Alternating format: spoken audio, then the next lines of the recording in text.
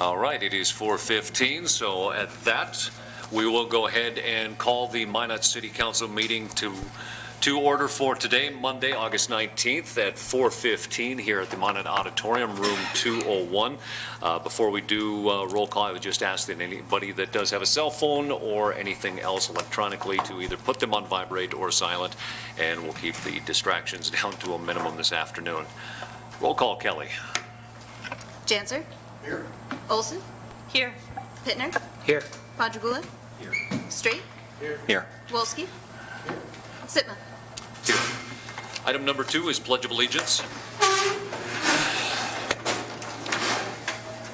pledge allegiance to the flag of the United States of America and to the republic for which it stands, one nation, under God, indivisible, with liberty and justice for all.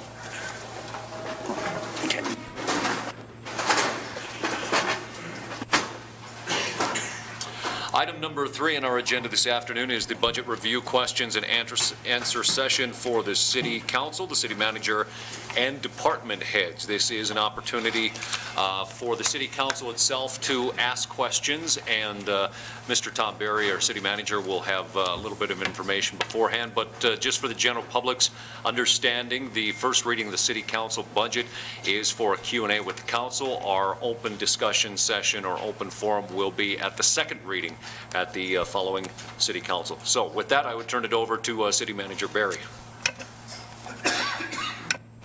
Well, thank you, Mr. Mayor. Welcome to the budget Q&A for the 2020 preliminary budget. I want to stay close to the podium so that we can get the audio into the video recorder here. So normally I'd move around though. This has been a long road, as you know. We spent quite a bit of time throughout the earlier part of this year developing the budget, putting together numbers, forecasts, and those sorts of things.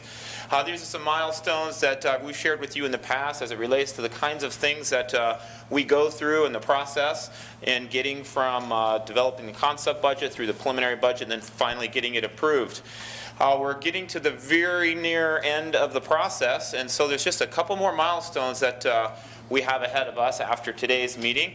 That would include the Council President's message on September the 3rd, and then on September 16th, the public hearing on the budget ordinance, which of course all the public and community is welcome to attend and provide feedback on the budget. So that first reading will occur around 5:30 or so at the meeting on the 16th. And then finally, we'll have a special City Council meeting about a week later to put the final adoption of the budget together and get that ordinance passed hopefully on the 23rd as well. Today is not a public hearing, so today is just your opportunity as a City Council to ask questions of the team. That's why I have the room arranged the way that it is, and get clarifying information that you might need or any other kind of context or whatnot regarding any questions you have regarding the budget. But it's not open for public comment at this point in time unless, of course, the mayor wants to recognize someone for some reason, and I'm referring only to the budget Q&A session. We do have other items along the way that are open for public comment and those sorts of things. Just to give you a quick reminder that these were the budget principles and priorities that you developed for us to guide us in the putting together of the budget for this year.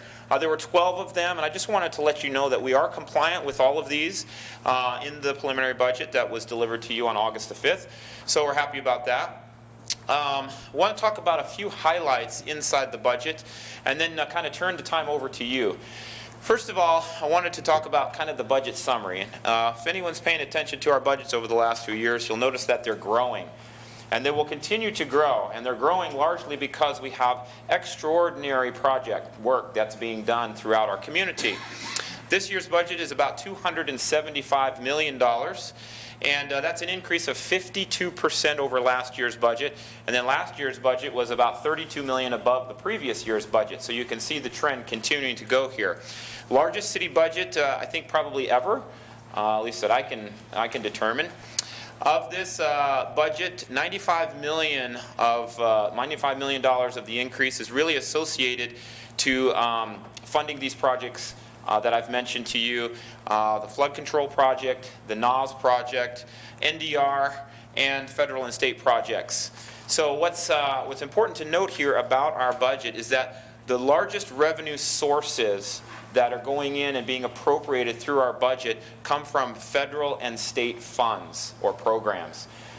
This isn't money that we've squirreled away, $275 million, all of a sudden are putting it on the table.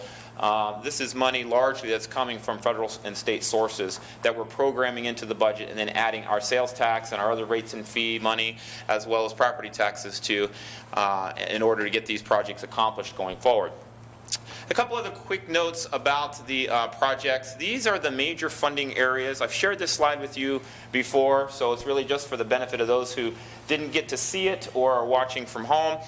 There are a number of different types of projects being sourced or financed from a number of different areas.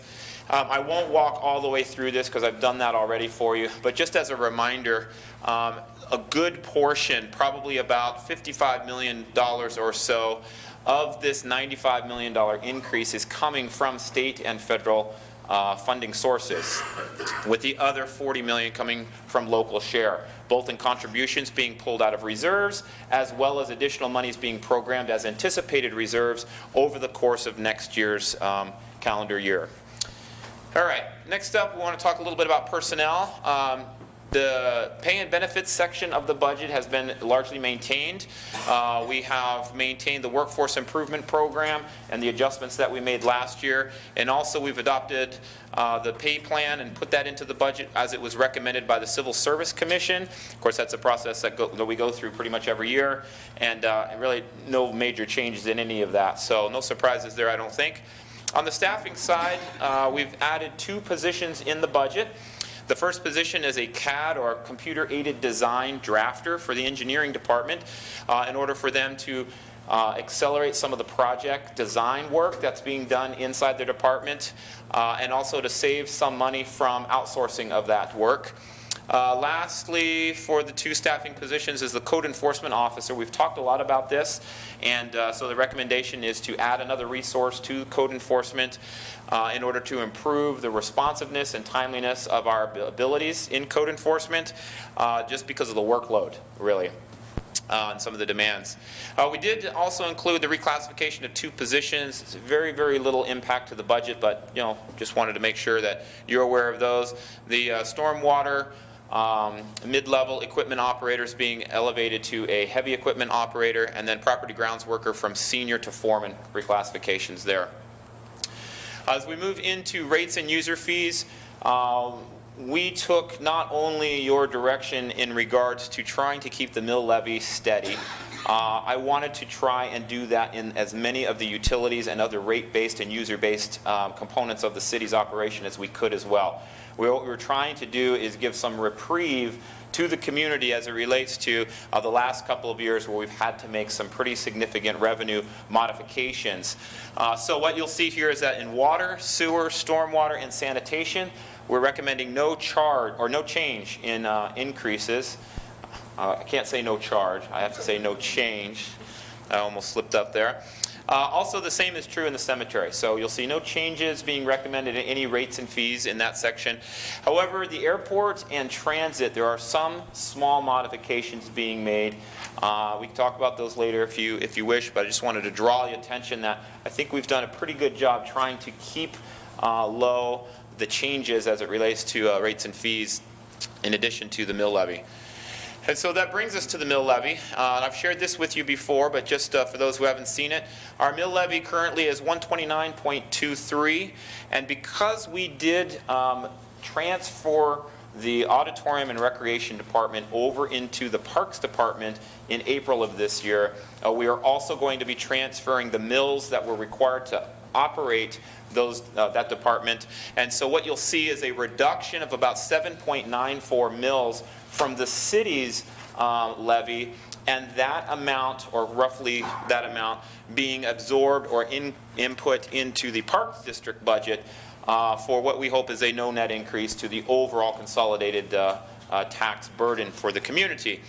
But what that does to our side of the operation is it essentially lowers our mill levy from 129.23 to 121.29, and so that's what you see calculated in the budget. That is a 6% reduction to our levy rate, but a net neutral if the Parks District actually does take that same amount of mills and doesn't increase it and puts that into their budget. So really kind of a wash that way for the average taxpayer. Here's what taxes will look like as it relates to the city's portion of the bill. For the average, or I should say median home value of about $179,000, there should be a reduction of about $58 or so for the year on the city's side of the equation. Now that $58 or so, as I mentioned, will probably go into the Parks District coffers as they take on the auditorium and rec requirements. And then down here you see the distribution of percentage of mill levy that goes to each of the four major organizations that rely on property taxes or the mill levy. This is just actually how all of that calculates and what the total tax bill looks like on the consolidated levy side for the median home valued $179,000. So again, you can see this is where the difference of about $54 will occur between 2019 and 2020. And then maybe one other note on this screen to note, home values have increased very, very slightly. For the most part, they're flat. Maybe, so about $1,000 is what the assessor's office has indicated between 2019 and 20 median home values. So with that, a couple things to look forward to as we move through next year and begin this process again in not too long of a time frame. Our 5-year modeling shows that we're on a good plan. We've been doing this now for 3 years, and we are able now to take past trends and compare our current state with what we had predicted over the past few years, and also use that information to better project what's going to happen into the future. And what seems to be happening now, as you can see with the model projections on the left, is that we're on a good path. That path will struggle again as we continue to spend more and more money building and designing the projects that I talked about earlier in the presentation. And so we'll have to come back and address some of that work. I know there's a lot of different fronts we're working on, both from the short-term funding and even longer-term funding. There's also additional attempts to sort of reinvigorate the conversation in around low-interest loan programs that the state might be able to sponsor, perhaps through the Legacy Fund. So there's lots of options ahead of us. This budget does a good job of allowing us to move through this next year comfortably without any kind of major changes, and giving us time to work on those other options in order to advance some solutions that will hopefully alleviate some of what we're seeing in the several years out of the model. So yeah, operations are in good standing essentially at this point. Again, additional decisions and lots of conversation around capital projects moving forward are going to have to be had. So even further down the road, some other things we want to talk about. NAS. The NAS project is moving along, and it's moving along quite well. We need about $55 million of local share money. We have $30 million, which is why we moved the NAS penny to be reinstituted last year at 40%. That allocation is still included in this year's sales tax allocation, so I think we'll be fine there. Flood control I've kind of already talked about. Need to continue to refine projections and continue to seek low interest loan opportunities or options for us. Maintenance backlogs are something that over time we're going to have to kind of catch up on. We've started this in some departments. We need to be more aggressive in some areas and with some types of projects. But we do have, in other cases, time in order to move through maintenance backlogs. But those are something that we're going to want to continue to program into future budgets and certainly into the modeling that we have going forward. Then lastly, there's a lot of capital needs that we still have. And what I mean by this is municipal capital needs, not just special projects like NAS or flood control or NDR, but other projects that are important to our municipal operation. We're going to have to include those in with revenue projections and whatnot, and ensure that we can get those done in a timely manner to keep moving forward. So that's what I have for you just quickly. I'm going to take a seat and then allow you to take over at this point in time and ask myself and all the staff members any questions you might have on the budget. I do know that we had talked at the council retreat about bringing back the fire station conversation and seeing if there was a way that maybe we could condense the build time for the Northwest Fire Station number 5. So the chief and I have touched on that briefly. We have information to share with you on that if that's what you so desire. And then, of course, we have all sorts of other, we're ready for all other sorts of questions that you might have between myself and the staff as well. So with that, I'll turn it back over to you, and thank you, Mr. Mayor.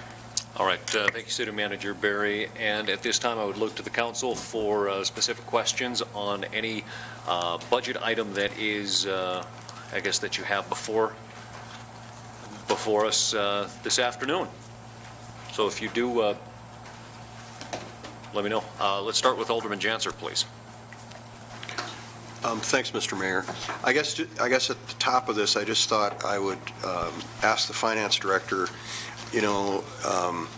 typically when we dive into this, we are looking at a budget where certain assumptions have been made about such things as fuel and electricity costs and health insurance costs. Can you, David, can you maybe give us just a quick rundown on, what we're working with there in terms of, and then I guess sometimes health insurance is known specifically by the time that we get to doing this, and sometimes it's not. So if you could let me know where we're at on that, I'd appreciate it. Thank you, Mr. Mayor. Alderman Janser, you are correct. Generally, with items like fuel or utilities, we look at past usage for some of that, especially with utilities, with some of the projects that we have coming online with the pump stations and those types of things.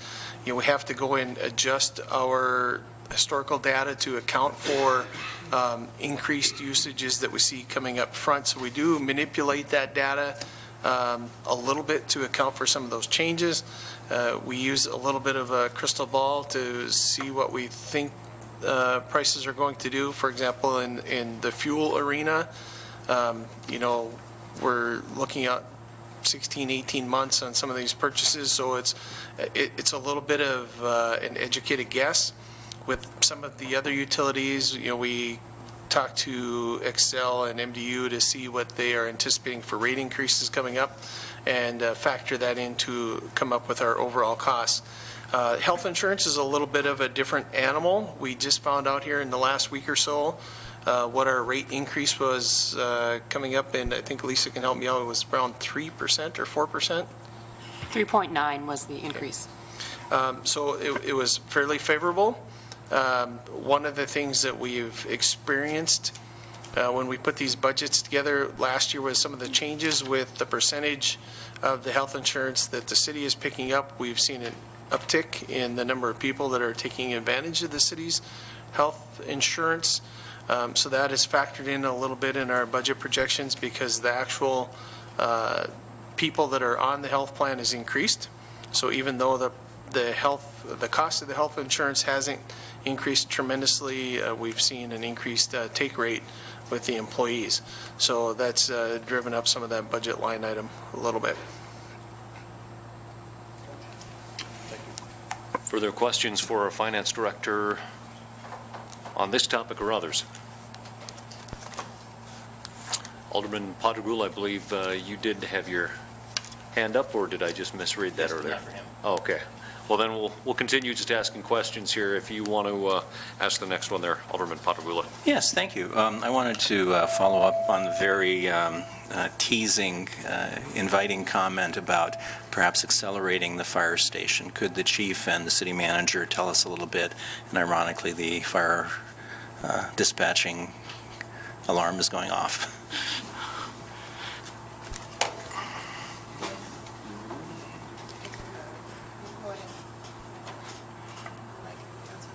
Derek, can you pull the presentation up? Do you mind? The fire department one for the station. Do you want the budget, or would you like the timeline? The timeline is what we're looking at, yeah. Because the budget numbers didn't change. So, Mr. Mayor, Alderman Potter-Gould, as we had talked about a number of different times, we have evaluated both the operational and capital needs required to bring the Northwest Fire Station online.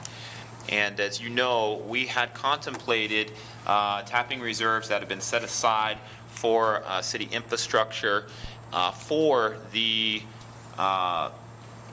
capital purchase, if you will, of the fire station, meaning the design and construction of the fire station. Our problem had been for some time trying to figure out how to staff this and not incur an extraordinary cost.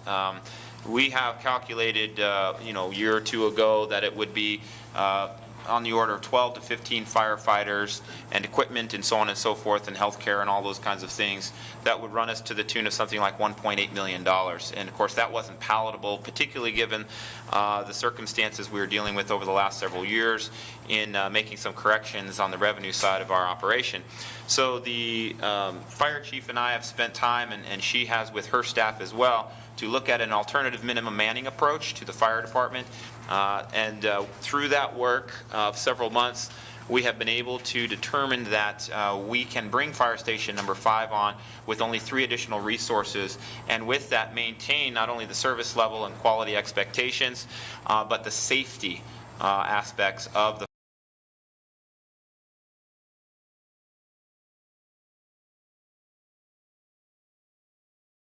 I didn't want to discuss it. So I'm pleased to say that through the work of the chief and her leadership team, that we've been able to find a way to bring this on with an additional cost operationally of about $300,000 to kind of start, and eventually that kind of inches up just as all the other personnel costs inch up with, rising healthcare costs and those types of things.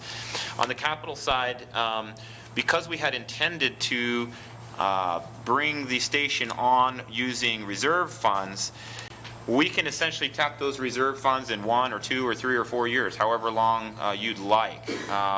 And because we think we have found a palatable approach as it relates to bringing on operationally the staffing component, we don't need to wait the 3 years as we had originally recommended. We can do it in the 2-year time period, which I think has garnered some support by some council members. So what we have done here is developed a timeline. This is revised now, that's on the screen here, which discusses a 2-year implementation of bringing on, the fire station number 5, and kind of the activities that would be required of us in order to do that in regard to where we would place expenditures for what apparatus or what sort of activity, and in what sort of time period we would do that. So the chief and I stand ready for questions you might have as it relates to your desire to accelerate the station number 5. I will say this before we turn it over to you.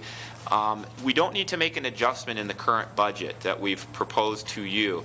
If you decide that you'd like us to construct in a 2-year window instead of a 3-year window, there are opportunities for us to either create a budget amendment, or depending upon how far we get with the current allocated money that's inside the 2020 preliminary budget, we could just simply add to the 2021 budget, pulling those reserves sooner to accelerate the project. So those are some options that you have. I don't think there's anything markedly different that needs to be done in this particular budget, unless, of course, you decide to go a different direction that we're not aware of.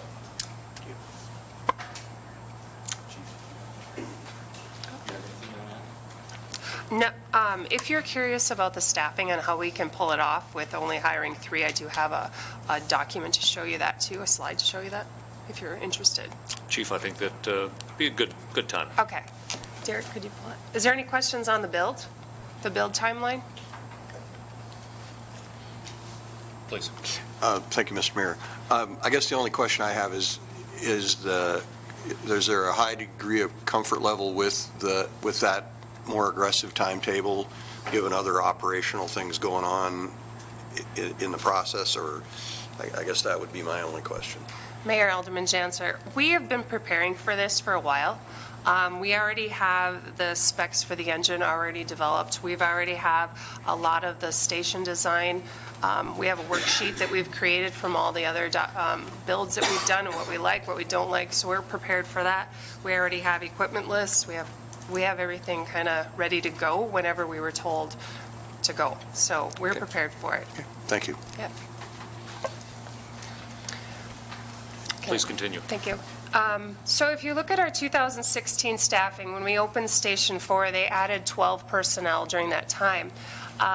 So that allowed us to open a station with 4 personnel per shift. Our model at that time ran rescue trucks out of Station 1 and a Station 2, which had the majority of our medical calls. We obviously have our ARF that has to stay at 1, and then 4 on Station 4. So that gave us a total staffing of 20, minimum of 16. 1 always stays at the airport, so that allows us to have 15 personnel all the time ready to respond to any fires or other emergencies. This allows us to meet NFPA 1710, which is our standard for career fire departments. So 15 is perfect. That's what we need, minimally. Under our current staffing, because of our turnover and how young we were becoming, we didn't have enough EMTs, we were very inexperienced, we redid our model to allow for engines to be running on these calls. When you run a rescue truck, there was 2 personnel. It might be a person with 1 year of experience and another one with 6 months experience who were running on those calls. We felt that that wasn't a safe operation. They were too inexperienced. Some of them didn't have their EMT at the time. So we started running all of them on an engine. That allowed them to have a captain for the leadership, crew integrity, having those senior firefighters that are driving the trucks to be able to help oversee, to have greater experience on each call. So that's how we changed up our model, which works out perfect because we're going to be able to reallocate 2 personnel from Station 1 out to Station 5, 1 personnel from Station 2 out to Station 5, allowing for us to have adequate staffing throughout the department, which is adding 3 personnel. Very nice. Any questions for the chief on staffing or on readiness? Alderman Walski. Mayor Sitma, thank you. Chief, in some of our offline conversations, there have been concerns expressed about the development to the south side of Minot. As we expand now on the south side of the bypass, and there is no perfect answer to this, I'm asking you to forecast into the future a little bit, but if in the future another station were needed on the south side, would this same model be viable, or at that time would we be required to bring on a more significant staffing level? And this would be a best guess. Mayor Sitma, Alderman Wolski, we've been looking at that and we've been watching things. We have been in conversations with Trinity staff, some of the leadership at Trinity, and we're looking at a different model, especially in regards to our medical calls. If we move, say, our headquarters station down below, it actually opens up a big hole in the middle of already established neighborhoods, and we don't want to do that. We're very conscious of that, especially when we're starting to creep really far south. We have talked to Minot Rural about purchasing their station, but again, that doesn't do anything for us. So we're just kind of watching everything and doing our best to kind of stay ahead of that. But future, I can't tell how far out we're going to go. We do have mutual aid with rural if we need to use them. They are using us at times for their mutual aid, so we might be looking at more of a partnership with them when it comes south. Okay. Further questions for the chief? Thank you, Kelly. Further budget questions for any of the other staff at this time? Any further questions on the budget that is before us? Alderman Walski. Mayor Sitma, just a brief comment here, not a question. Given the circumstances of the last couple of weeks with a couple special meetings and the NDR and a number of other activities, I frankly have not had the opportunity to go through this in the degree that I would have hoped to prior to this meeting. So I just want to set the expectation for staff between now and first reading. There are pretty good odds that you'll get a question or two from me in writing via email. So that's how I'm unfortunately forced to operate given the the work of the last few weeks. Alderman Straight. Thank you, Mr. Mayor. I guess I have a question for the city manager, and like Alderman Walski. Alderman Straight, turn on your microphone so we can get you on camera too. Thank you. Sorry, everyone. Mr. Mayor, I guess I just had a question for our city manager regarding the fire build-out of a new fire station falls in line with dating back to the preliminary budget questions and concerns I had of the use of reserve funds. And Tom, I just wanted to talk to you a little bit, or here maybe so you could explain it to the public. At the beginning of the budget, we're going to use some reserve funds for a number of various projects. And I wanted to talk and just kind of hear about the strategy about that, because especially if you walk down to the very end of the use of funds, we're going to kick $90,000 towards the bus, $50,000 towards the cemetery, but yet we're going to have a raise in fees, in particular on the bus. And so I wanted to just kind of hear kind of your strategy and the team's strategy of that decision of using reserve funds, if you would, please. Yeah, thank you, Mr. Mayor and Alderman Straight. The city collects money through various revenue sources, and when those revenue sources return a revenue that's greater than what's been projected, we stick it into the reserve, right? And then we use that reserve to offset additional increases that might be needed if, for example, we were under developing revenue in those various areas. Most of these various reserve funds where we have collected dollars that go specifically to a type of activity have to stay with that activity. So for example, bus fees, or if we have enterprise fund rates, for example, in water or in sewer, we can't shift monies through various funds and just have this giant, dollar amount that we have access to in some, consolidated pool. So what happens is, as these reserves build in time, we monitor how much those reserves, what the amounts are and what their intended uses are. In some cases, reserves will be preliminarily tapped. For example, several years ago, the city council set aside $1 million, for example, for the new city hall. I think that was done just before I got here. So that money's been earmarked out of the reserve fund for new city hall, which allows us to then reduce the amount of additional financial needs because we've got that sort of earmarked already. So the goal here is to utilize reserves in a way that's responsible and reasonable so that we don't shrink the reserve too much, because you want to have a holdback inside the reserve in case you have any needs later on, for example, a rainy day fund. But at the same time, you don't want your reserves to build up so high that what you're doing is continuing to press increases in other areas for revenue without tapping those reserves.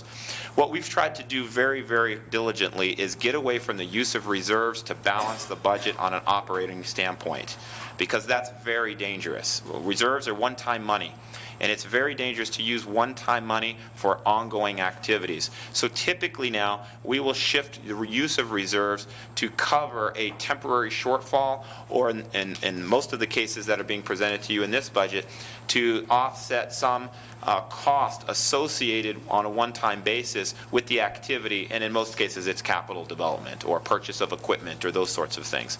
So that aside, the city has a number of different reserves. And I do want to give peace of mind to the city that we take off an operating reserve, we take off an emergency fund, we take off all of these other things like bond covenants and those sorts of things in order to ensure that we have a certain amount of cash available to cover those obligations and those debt requirements and whatever else. And so the types of reserves, or what the residual reserve left over, is only the amount that we're touching here, and it's not in its full amount. It was a slide, and it won't be easy to bring up because I don't have it readily available, but it was in the preliminary budget workshop where we talked about use of reserves and how much reserves we had and how much are being utilized in this budget and how much will be available for future budgets. And so I put that in the slide presentation because I wanted the council to have confidence in the way in which we were managing reserves. Again, not building them so large that we have too much on hand, and then straining budgets in other areas and asking for increases that aren't necessarily needed, but at the same time not getting them too low so that we run into troubles in relation to unexpected things that happen along the way throughout the calendar year. So I hope, Alderman Straight, that's addressed your question as it relates to the strategy behind the use of reserves. Yeah. City Manager Barry, I appreciate the detail. In part, and I asked Director Jonason just in advance of the meeting of the cemetery budget, for example, has a budget decrease this year.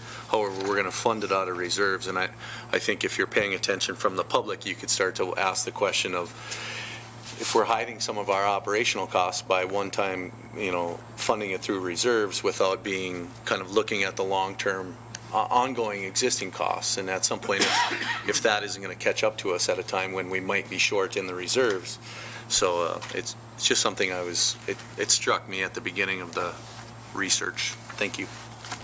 And Alderman Straight and City Manager Barry to continue and maybe a little bit further for some comment out in the general public that may not understand too regarding our city sales tax that has been allocated, a portion of that to the flood control. That money has been building in reserves until we need it, and we know we're going to need a tremendous amount. And as we see in this budget and likely future budgets, that reserve will be depleted at some point down the road in the future. That is coming out through this budget also with Northwest Area Water Supply, through NAWS, other reserves that maybe have been carried over through positions that weren't filled within the city for a time. Those also end up into those reserve pools. So as we take a look through some of the front end of this budget and you take a look at some of the capital purchases, you really have to dig back in to see what those are actually going towards, whether it be NAWS, flood control, or other components that have been planned for, and those have been building in reserves through the years and planning. So just for, I think, a lot of folks that may be watching this either on Facebook or YouTube or down the road. Further questions on the budget? Alderman Olson. Thank you, Mr. Mayor. I do have a comment, and then I have a question to follow that up. This is my 10th budget series to go through, and early on when I was on the council, we were given the budget just a few weeks prior to the Q&A, and I'd go through and I would circle, looking for all of the major increases so that we had some questions to ask the department heads. Because of all the prep work that's been done by the city manager and the staff, we have a lot of our questions answered prior to this, so that has been very helpful. And, this isn't the first year we've had to do that, or we had the opportunity to have that happen, but I appreciate it. But as I was going through, I noticed some decreases, which is always a nice thing to see. And so my question is for the finance director. Workman's comp in several of the departments was cut dramatically. So can you describe that or explain why that is occurring and why it occurs in some departments and not others?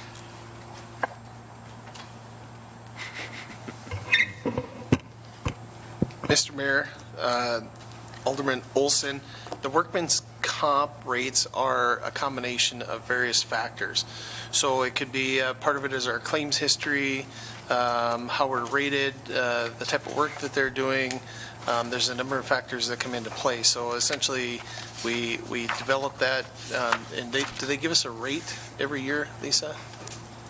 Workers' comp is based on an experience rating, and so when our claims do come through, the experience rating determined by what department the claims come through is how the rates will be estimated for those departments. So if there were less claims that came through, the rates do adjust according to that. So. Thank you. If I could, Mr. Please. Mayor, just continue. It's some of that we're seeing as a result of an improvement in safety and in operational changes. And I'll just point out to the Public Works Department with automated garbage trucks, for example. The amount of injuries and workers' comp claims has drastically decreased since we moved to the automated collection vehicles. And so that's just one example of how in many areas, although the experience rating is important as it relates to whether workers' comp numbers go up and down, that experience rating is also directly related to what we're doing operationally as it relates to improving safety, both through training, through awareness, through programs, and through equipment and operational changes that we've made along the way. Further questions on the budget? Alderman Janser. Thank you, Mr. Mayor. Following along on the thought of decreases. I was looking at page 38 in the preliminary budget, near the bottom of that page. And the item of maintenance of levies, and I noticed that there was about a $2.1 million expenditure in the 2019 budget, and that's gone this year. Obviously, we're still maintaining levies. And do I remember that there was a particular program for doing that maybe got completed? Is that an accurate remembrance, Dan, or can you explain what happened there? Mr. Mayor, Alderman Janser. The reason for the decrease is in 2019, our SWIFT project capital improvement was shown in there. We do still have money in here for maintaining our levees. It's incorporated with the street, alley, and road. There's about $150,000 that we budget for ongoing levy maintenance in there, but we don't have any new capital projects because we're getting to the end of our capital projects on our SWIFT stuff, thankfully. Okay, thank you.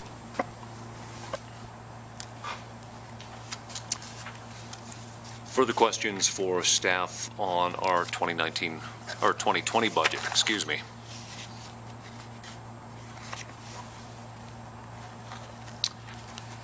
If not, I would also remind not only the rest of council, but also for the general public, if they do have questions, they certainly can reach out to us, and we'd be happy to try to facilitate some of those answers even prior to the second reading. That will be the time where our public hearing does take place.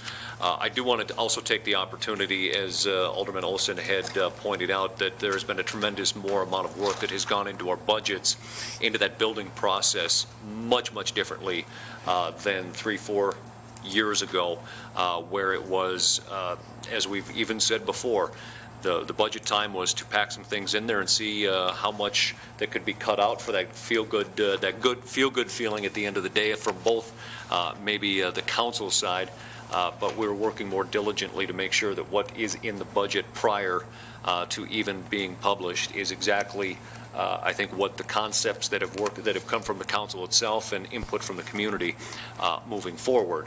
So certainly there can be some changes between the first and second reading, but this process has been many months in the making to this point. So I do want to take the opportunity, one, to thank staff and the department heads and the rest of the folks from the city that have worked, put in a lot of hours already to get us to this point. So we're very much thankful for that effort.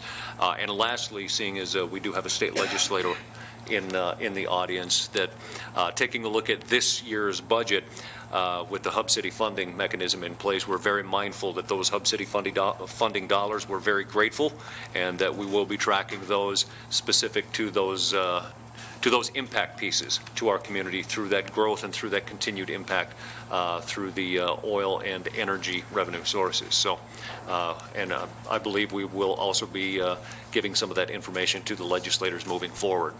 So, thank you to them, and thank you to everyone else for the input at this point. If there are no other questions, we can move on from our agenda, from item number 3 to item number 4.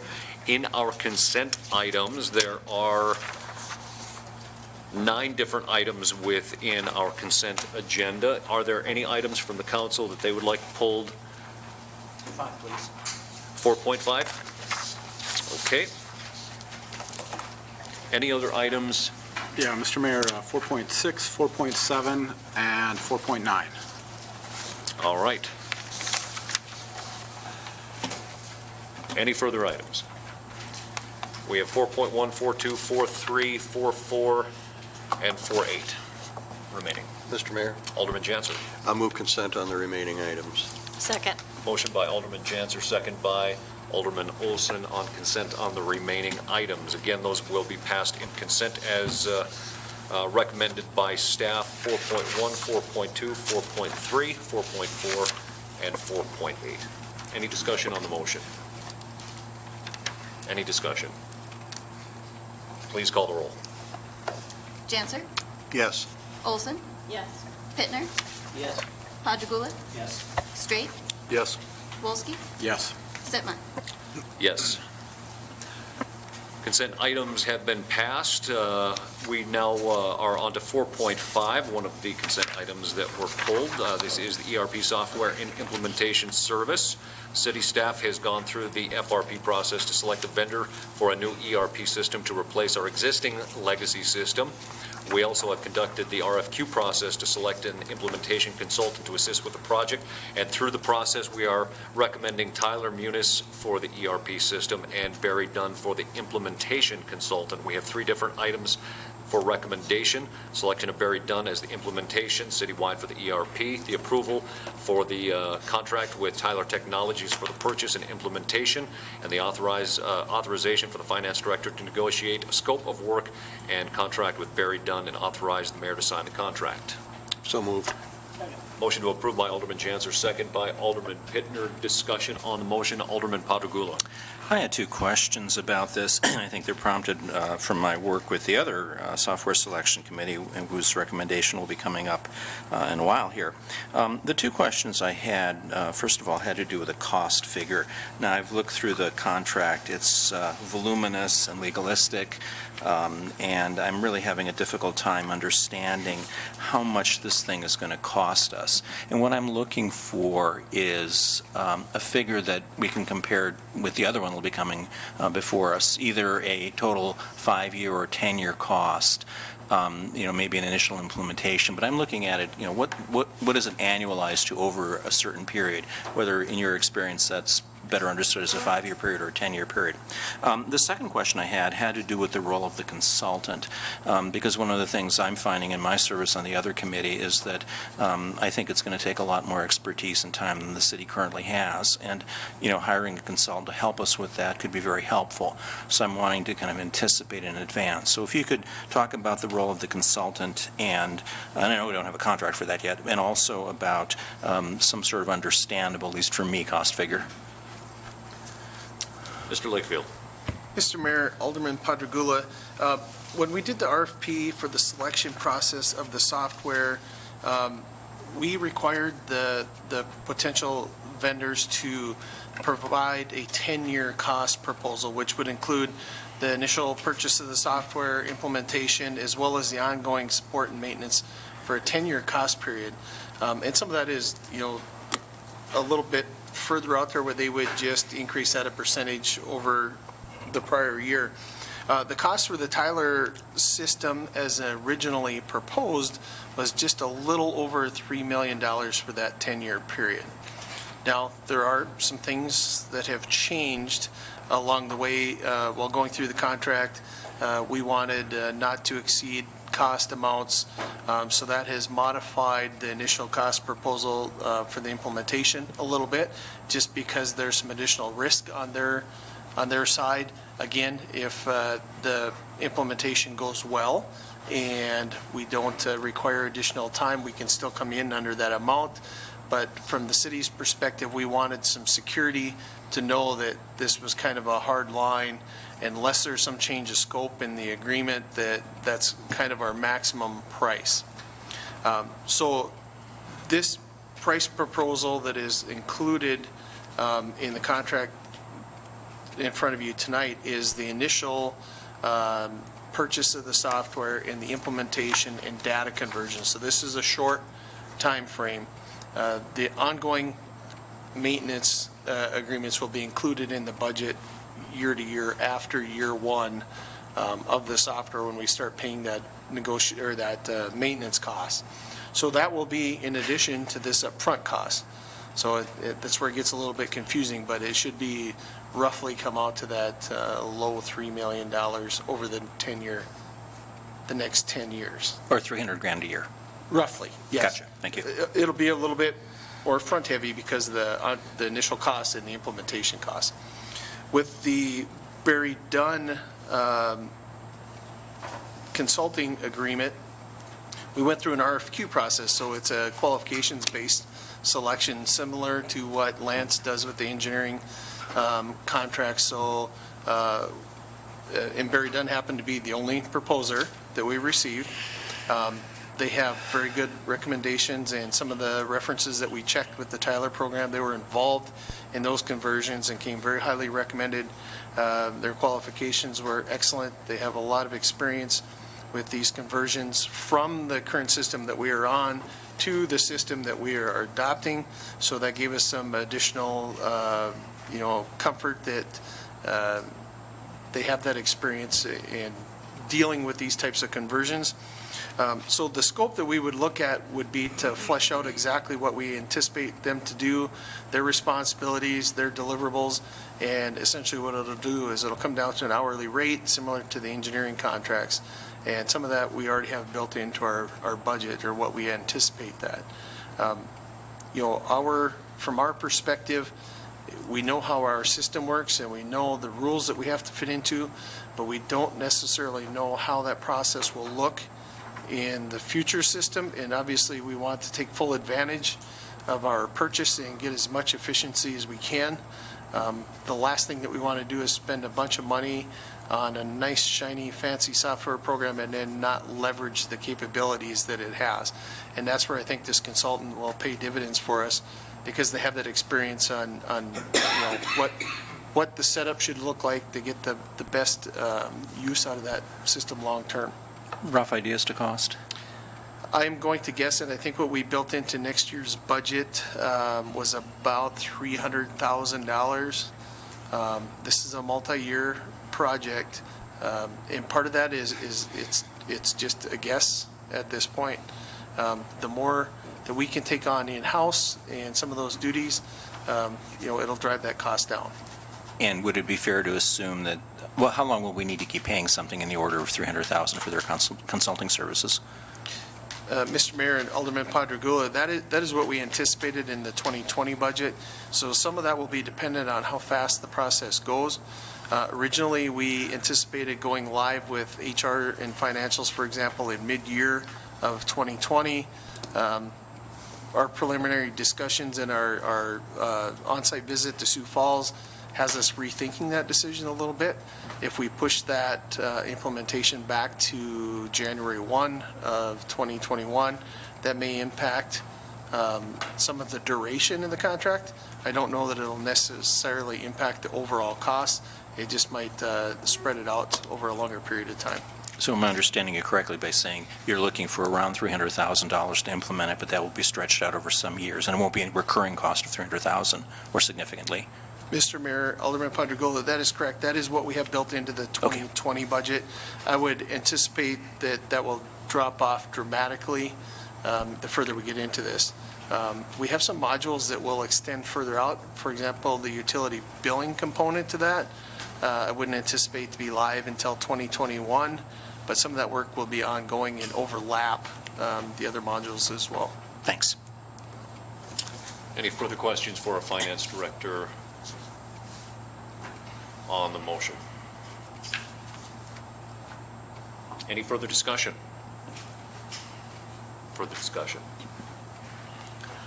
Alderman Straight. Mr. Mayor, Mr. Lakefield, can you explain why we would be delaying the implementation?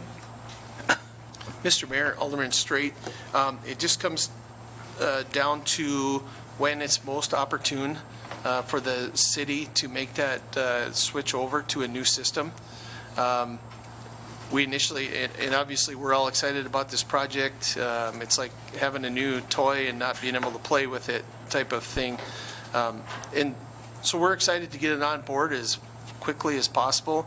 But some of the things like payroll records and those types of things, it may be easier and more efficient to make that switch at the end of the accounting cycle instead of midstream, where then we have to reconcile that information back to both systems. Causes issues issuing W-2s and 1099s, which are very time sensitive. Mr. Mayor, if I could. Alderman Straight. Dave, is there then any kind of menu of option with the consultant? I guess if I'm thinking about it from the taxpayer standpoint, if we're going to spend $300,000 for something that we're going to push to implement, is there less, smaller amount that we could pay for the services that are needed at the time instead of basically purchasing the whole contract and we're only going to be, using a portion of it because we're not going to be at that portion of guidance necessary because we're not implementing that portion of the software, if you understand what I'm saying. Mr. Mayor, Alderman Straight, that in the amount that I gave is our estimate. And this will be based on the time that they devote to the project. So if, the same amount of time gets spread over a longer duration, it shouldn't substantially increase the cost. So part of what we're looking for guidance from this consultant is how we can be most efficient in this implementation process. And once we get sitting down with them and Tyler, and if they recommend that a mid-year implementation is going to be just fine, and we have that degree of certainty and confidence in that, I think we'd want to push forward with that. I think right now, in our early discussions, we've said that we are open to all suggestions. We're trying to keep our focus on the end game here and make sure that we have the best product at the end. Thank you, Mr. Lakefield. And just for a quick clarification, remind me again, what 1990 year or software are we working with currently? Mr. Mayor, nobody is really certain. I heard at one time it was 1992, but early 1990s. Thank you. Mr. Mayor, if I may, too, Yes. just for a point of clarification, the ongoing maintenance cost for our new software, our new contract, is roughly the same as our existing maintenance contract with what we have. So there's not a huge difference in that ongoing maintenance cost. Thank you. Further questions? Any further discussion? Kelly, please call the roll. Janser, Yes. Olson, Yes. Pittner, Yes. Padragula, Yes. Straight, Wolski, Yes. Sitma. Yes. Motion is approved. 4.6 on our agenda is the Burdick Expressway ADA Upgrade NDDOT Professional Engineering Agreement. Burdick Expressway is planned to have an ADA-compliant pedestrian ramp installed during the 2021 construction season. The project will start at 16th Street Southwest and continue east to Broadway. It will start again then at 16th Street Southeast and continue to 27th Street Southeast. The recommendation is the council approve the agreement with the NDDOT and authorize the mayor to sign the agreement. Full approval. Motion by Alderman Olson to approve. Second. Second by Alderman Pittner. Discussion on the item. Alderman Walski. Mayor Sitma, thank you. My comments here will reflect both this agenda item and the next one, so we don't need to indulge a significant discussion there when we get there. But my objection to this is largely philosophical. As you look at the funding breakdowns of both of these projects, we have significant dollars coming from state and federal sources. As we sat in our resiliency meeting last week, we heard about how to make our community more resilient, and I'm very concerned about projects that come forward with significant outside funding sources, because I don't think they contribute to resiliency. I think they contribute to dependency.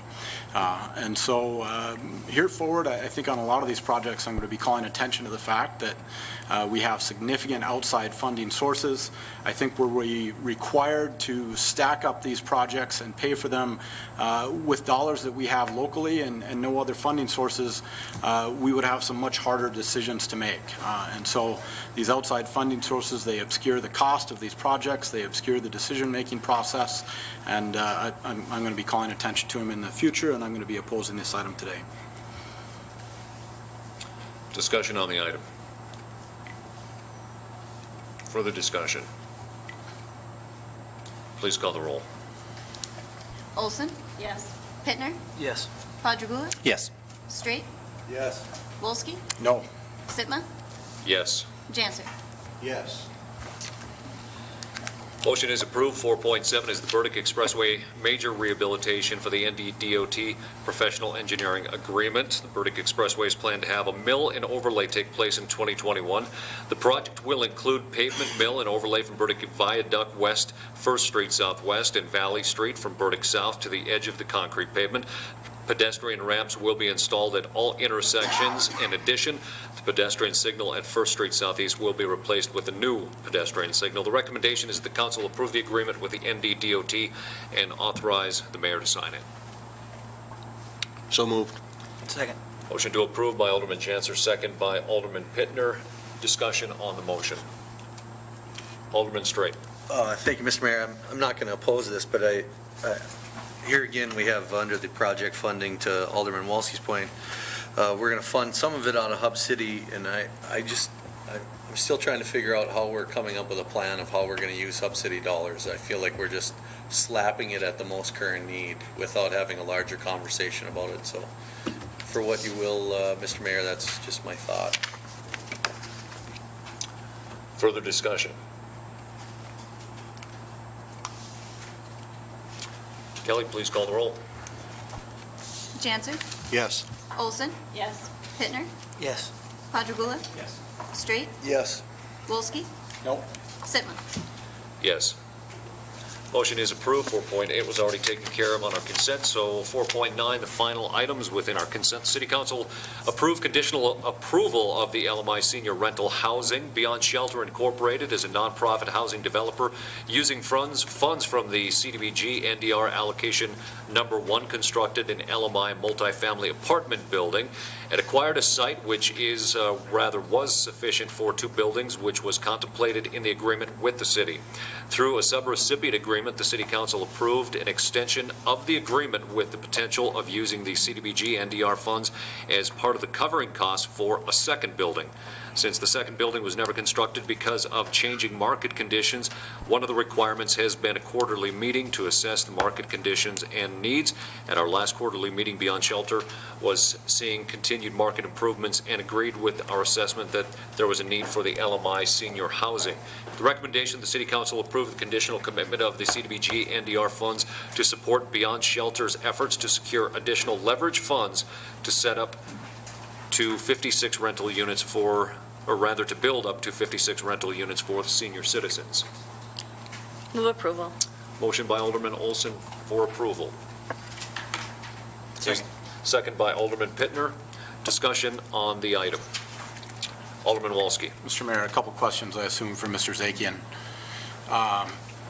We have a proposal here to build up to 56 LMI units. Is that the total project size, or are there units inside of this development that would exist outside of the LMI? Mayor Sitma, Alderman Walsky, it's a good question, though. This would be the total number of units. And this also will be governed by the state every year establishes as a guideline a per unit cap for LMI housing. And we use that guideline to effectively determine the number of units we will finance. Alderman Walsky, continue. Continuation. Thank you, Mr. Mayor. Mr. Zakian, I could do the math here, but maybe you have a better sense of it. What are we looking at in terms of a per unit investment into this project with NDR dollars?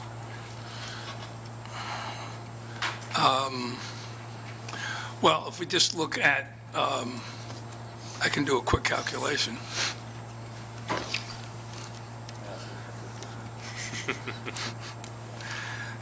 Where were we? Where could we have ever been without these little handy tools? I'm old enough to say I actually used to use an abacus, but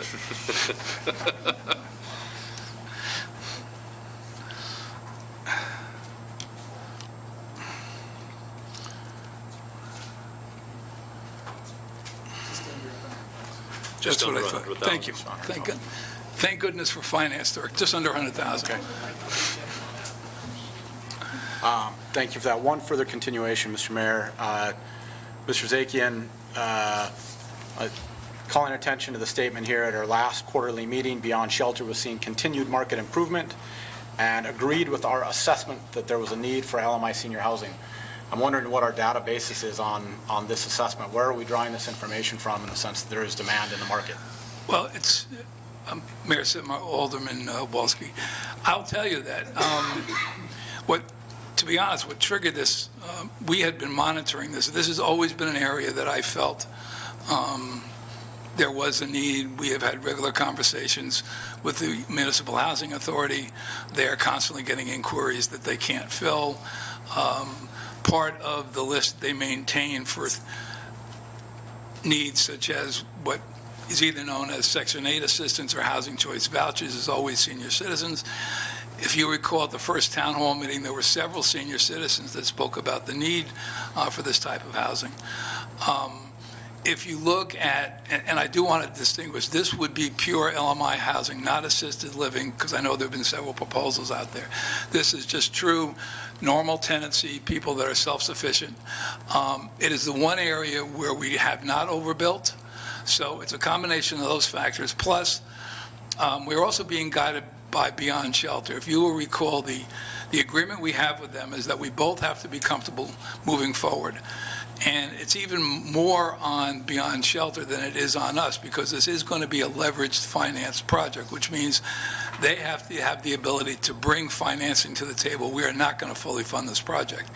The only way that they can feel comfortable and represent that they can move forward is they're going to have to also demonstrate to their funding sources, such as the state, such as the low-income housing tax credit program, other state grant programs, or other federal grant programs. They're going to have to demonstrate that there is a market for this housing. So they're at a point now where they're comfortable in being able to demonstrate that. And the timing is now, because a lot of these, whether they're tax credit programs or grant programs, now is the time to go after them. And again, remember that this is conditioned. We are only doing a conditional approval. It's conditioned on the fact that they're able to successfully go out there and get the leverage financing. One continuation, Mr. Mayor. Mr. Zakian, is it unreasonable for the council to request to see that same documentation that they're going to be showing their other funding partners prior to approving this? Mayor Sima, Alderman Walski, I don't know if it's inappropriate. I would say that without this approval, they can't go forward. And, you know, there's going to be timing on this. But again, and I understand what might be reflected in that question. We're protected. I mean, until and unless there is no agreement on the part of the city to build this. What we're basically giving Beyond Shelter is the tools to show the grant sources that the city is willing to go forward with this project if they come up with the leverage resources. And sometimes the timing on this is very tight, and all this is going to do is give them the tool to be able to move forward. Can we, as we go through the process, during the process, can we share the information they provide? Sure. But I wouldn't want to condition that on approving this item. Mr. Zakian, just for clarification as well, this is part of the NDR requirement to provide the low to moderate housing that we agreed to through our application process, correct? Mayor Sitma, yes, it is. In fact, being the optimist, if this project comes to fruition, we will have fully spent the $20 million that's been set aside for multifamily LMI housing. So it'll be another big check mark, positive check mark for the city. Thank you. Further discussion on the motion for approval. Alderman Straight. Thank you, Mr. Mayor. Mr. Zakian, I appreciated the comment about the first town hall meeting. I apologize to staff for my inability to attend the town hall last week, but from the first town hall meeting, I had a number of conversations with seniors following that meeting that are looking for something more, I think, in this realm. Then I would say the agenda item from a couple weeks ago about the assisted living facility on the outskirts of town. Ironically, I took a lot of heat from that, not from people in Minot, from the outside rural area that are saying, you guys are making it incredibly difficult on our communities by approving these housing complexes. And so I think there's a dance that we have to be. I would much rather look at the statistics from the previous developer for the 2 weeks ago agenda item, but we can't do that. It's a fine line that we walk of how we handle the needs in the community. And so I think this, I'm going to be supportive of this today because I think this fits more of a niche and a need that we have, and it's probably going to continue to grow quite possibly than what I approved 2 weeks ago. Further discussion? Further discussion? Kelly, please call the roll. Olson? Yes. Bittner? Yes. Montague? Yes. Straight? Yes. Wolski? No. Sitman? Yes. Janser? Yes. Motion is approved. That takes care of our, let me get my screen back here. That takes us through number 4 on our consent items, and we can move into our action items. Item number 5.1 is our sales tax reserve for flood control projects. The sales tax flood control reserves are being used for the ongoing flood protection projects, the Minot System-Wide Improvement Framework, or SWIFT project, and design work for bridges outside of the city of Minot. There are 2 projects that require the use of those reserves. The recommendation is for approval of the first reading of the budget amendment to authorize the use of flood control sales tax reserves for the additional flood control expenditures. So moved. Motion by Alderman Janser to approve. Second. Second by Alderman Olson. Discussion on the item. Any discussion? Please call the roll. Janser? Yes. Olson? Yes. Bittner? Yes. Montague? Yes. Straight? Yes. Wolski? Yes. Sitman? Yes. Motion approved. 5.2 is a parking ramp roof and drainage system award of bid. Since taking over the operation and maintenance activities of the parking ramp, the Public Works Department has been constantly plugging holes and sealing leaks in the podium deck. The podium is a structural slab meant to place the future building floors on. It is not intended to act as a roofing system. The recommendation to council is to award the bid to Rolac Contracting Incorporated in the amount of $870,000 with a completion date of December 31st of 2019. Move approval. Motion by Alderman Olson for approval, second by Alderman Pittner. Discussion on the motion. Alderman Wolski. Trying to plug in here. Mayor Sitman, thank you. Yeah, too many lights. There you go. Now I got a light. I'm just quick, I'm not sure where this one came from, whether it was engineering or public works, but I'm curious if we get to a point in the future where there is an opportunity for a project on top of this, how much of this remains viable and in place, and how much of it becomes sort of a redundant or a respend at the end of that project? Mr. Mayor, Alderman Wolski, if a vertical project goes forward, then all of the insulation that we're putting on top, which is basically what the roof is, it's insulation with a plastic liner over the top of it. It all has to go away.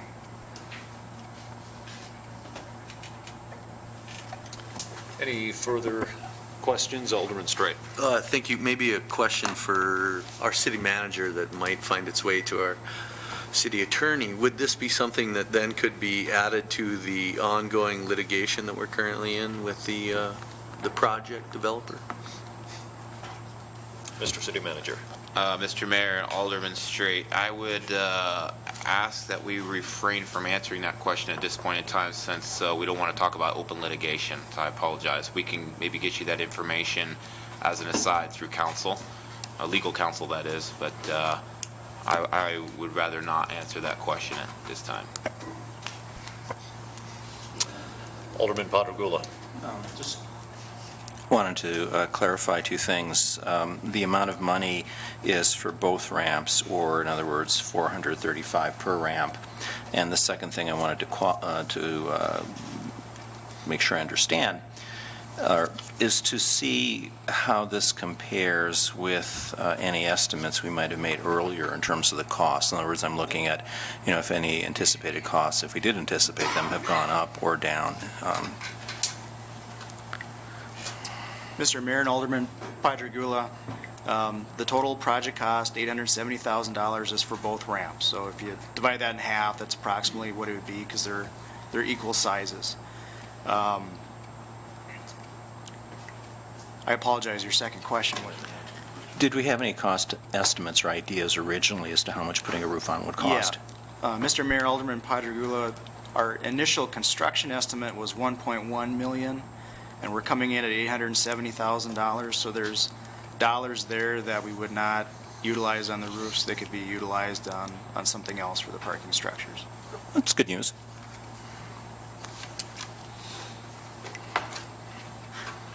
Outside of that, I would just also make mention, I had a pretty good view of both of those rooftops standing on top of the Parker Center on Saturday, and there was still quite a bit of water on top of those ramps. Any further discussion? Please call the roll. Olson? Yes. Pittner? Yes. Condon? Yes. Straight? Yes. Wolski? Yes. Sedna? Yes. Janser? Yes. Motion approved. That takes us to 5.3, the security camera system award of bid. There have been multiple incidences around the parking ramp facilities where vandalism and theft have occurred, and there are no surveillance devices in place to assist with the investigation of the crimes. In addition, adding cameras will be a deterrent and improve the safety of the public at the parking ramps. On Tuesday, April 2nd, 2019, bids were opened for a security camera system at the parking ramp facilities. Recommended to award the bid for the security camera system to the parking ramp facilities to Gefro Electric in the amount of $62,690. Move approval. Motion to approve by Alderman Pittner. Is there a second? Second. Second by Alderman Olson. Any discussion on the motion? Any discussion? Please call the roll. Pittner? Yes. Condon? Yes. Straight? Yes. Wolski? Yes. Sedna? Yes. Janser? Yes. Olson? Yes. Motion is approved. That takes us to 5.4, the increased permit and license fees. The current fees for residential building, mechanical and plumbing permits do not adequately collect the revenue necessary to pay the operational costs of the building inspection department. The valuation costs for the residential building permit fees have not changed also since 1994. Recommendation to the City Council adopt a resolution to increase the established fees for building, mechanical and plumbing permits and licensing. So moved. Motion to approve by Alderman Pittner. Second. Second by Alderman Olson. Is there any discussion on the motion to approve? Alderman Ottavula. Yes, I just wanted to thank the city staff for finally recommending that we increase these fees and coming up with some good data to justify the increase in terms of comparisons with other cities and things like that. For the benefit of the audience, I want to point out that these residential building permit fees have not been increased for over 25 years. Goodness knows that our costs have increased significantly over 25 years, and yet we've kept these stable.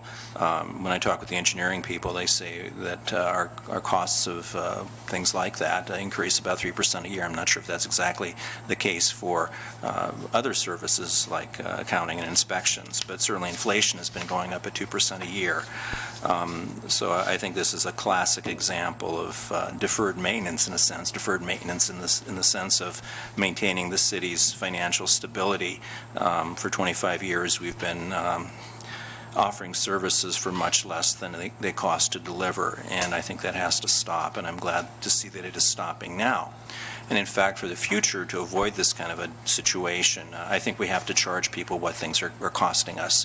I would respectfully suggest that we adjust our fees every year or two to reflect the cost of living. I think that's only fair to the taxpayer. It also prevents sticker shock, every 5, 10, 25 years when these things go up, and I think it's just a more honest thing to do. So I'm really glad that we're finally doing this in this area, and I look forward to us doing more similar things in other areas.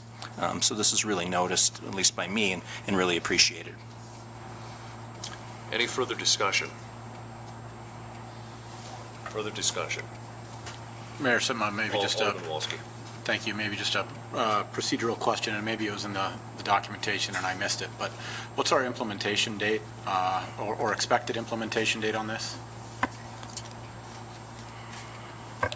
Mr. Brian, Mr. Billings, thank you. Alderman Wolski, the implementation date will be January 1, 2020. Appreciate brief comment here. I appreciate having that information. It's particularly important for the public and any of those that might be contemplating a construction project. Further discussion? Please call the roll. Bittner, Yes. Conkula, Yes. Straight. Wolski, Yes. Sigmund, Yes. Jansen, Yes. Olson. Yes. Motion is approved. That takes us to 5.5 on our agenda, the special assessment approval of the 2019 nuisance abatement.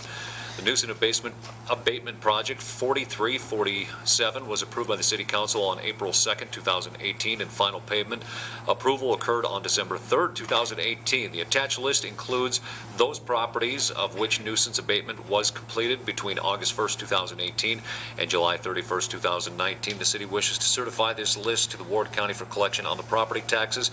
The recommendation to City Council is for the approval of the assessment roll for the 2019 nuisance abatement. So moved. Motion to approve by Alderman Janser, Second. second by Alderman Wolski. Discussion on the motion. Alderman Straight. Thank you, Mr. Mayor. I guess maybe it's this item and the next item. I just want to call attention to city staff, and as we move forward with some of these projects, we have our own ET issue, and we have a number of properties that fall into this gray area along the ET, and it's something that I think internally we need to address because citizens are, be it tax increases or increases in fees, people want us to be taking care of our own house before we're kind of looking after their own issues, so it's something we need to be mindful of, please.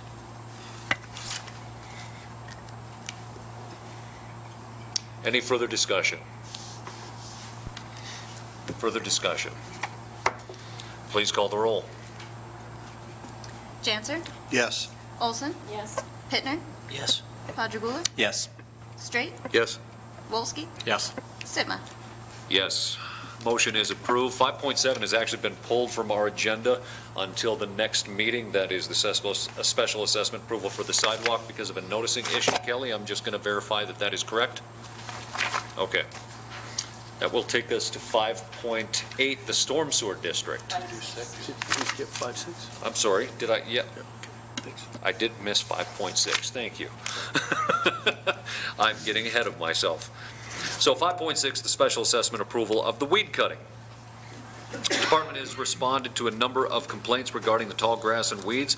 The attached list represents those locations that the city abated for the 12-month period beginning August 31st, 2018, but has not received the payment. The City Council wishes to certify the attached list to the county for the collection with property taxes. Staff recommendation is for approval of the special assessments for the 2019 weed cutting. So moved. Moved by Alderman Janser for Second. approval, second by Alderman Pittner. Any discussion on the motion? Any discussion? If comment from the audience, if you would come to the podium. If you would, say your name for the record as well, please.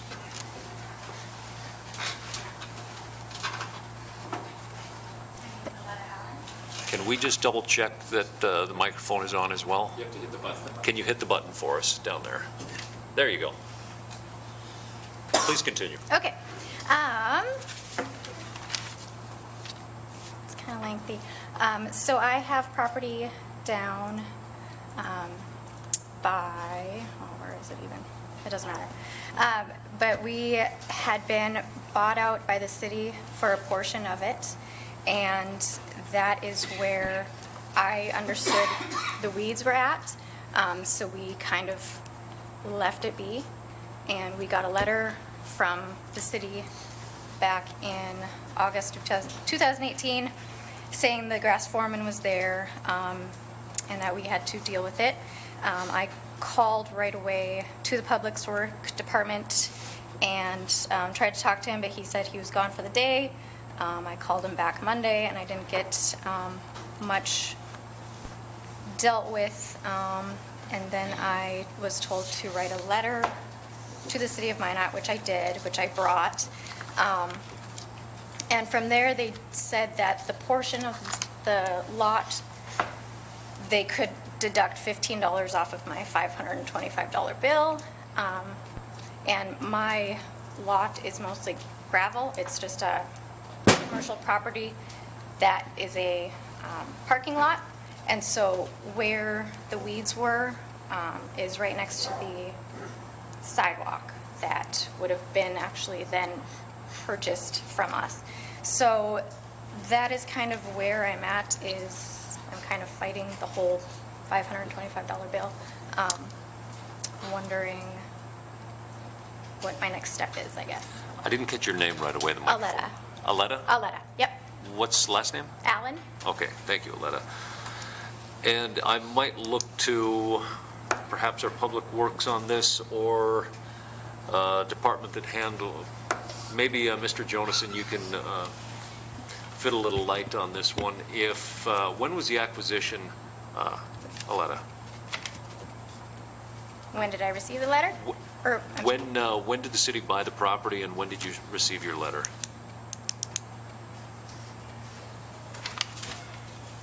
That's a great question.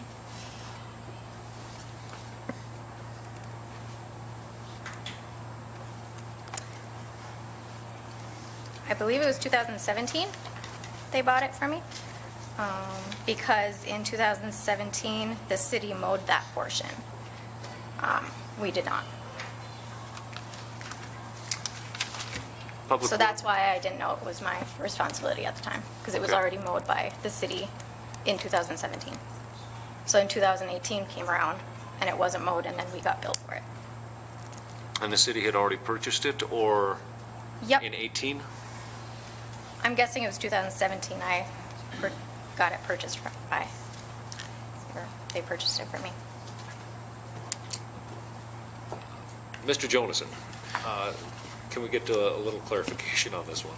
Mr. Mayor, I guess without having an address and being able to look into it, I don't recall the property off the top of my head. We have about 1,000 weed complaints this year, so it just doesn't stick out. But I know there is a process where she can file an appeal with the city manager, and he will take and review it in accordance with our ordinance. I believe the city attorney can probably back me up on the exact process of that. But so there is a process that she can appeal to the city manager, and he'll review that I did do that, though. process. Sorry. What is the address in question here, so that we can get some referencing as Sure. we're certifying this? Otherwise, to have this in front of us and to make a Yep. quick determination, otherwise really doesn't help us. It is 501 4th Street Northeast. I have the plot stuff too if you need it.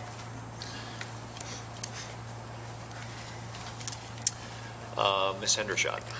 Mr. Mayor and members of the council, there is a process that's set up in our ordinance in which people can appeal there are two different processes, actually. The first one is when somebody receives a notice that a nuisance exists on their property, which can include weeds or tall grass.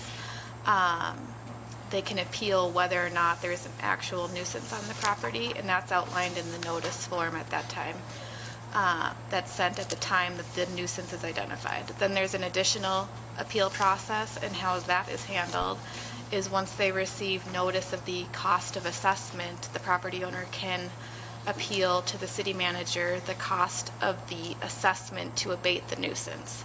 And in that, the property owner has the presumption is that the city's cost of the abatement's correct, and the property owner can prove that it's not correct with whatever support they have, and the city manager has the authority to decide, after reviewing all of the information presented to him, whether or not the cost should be reduced. And then he has the authority to order the city auditor, the finance director, to reduce that cost.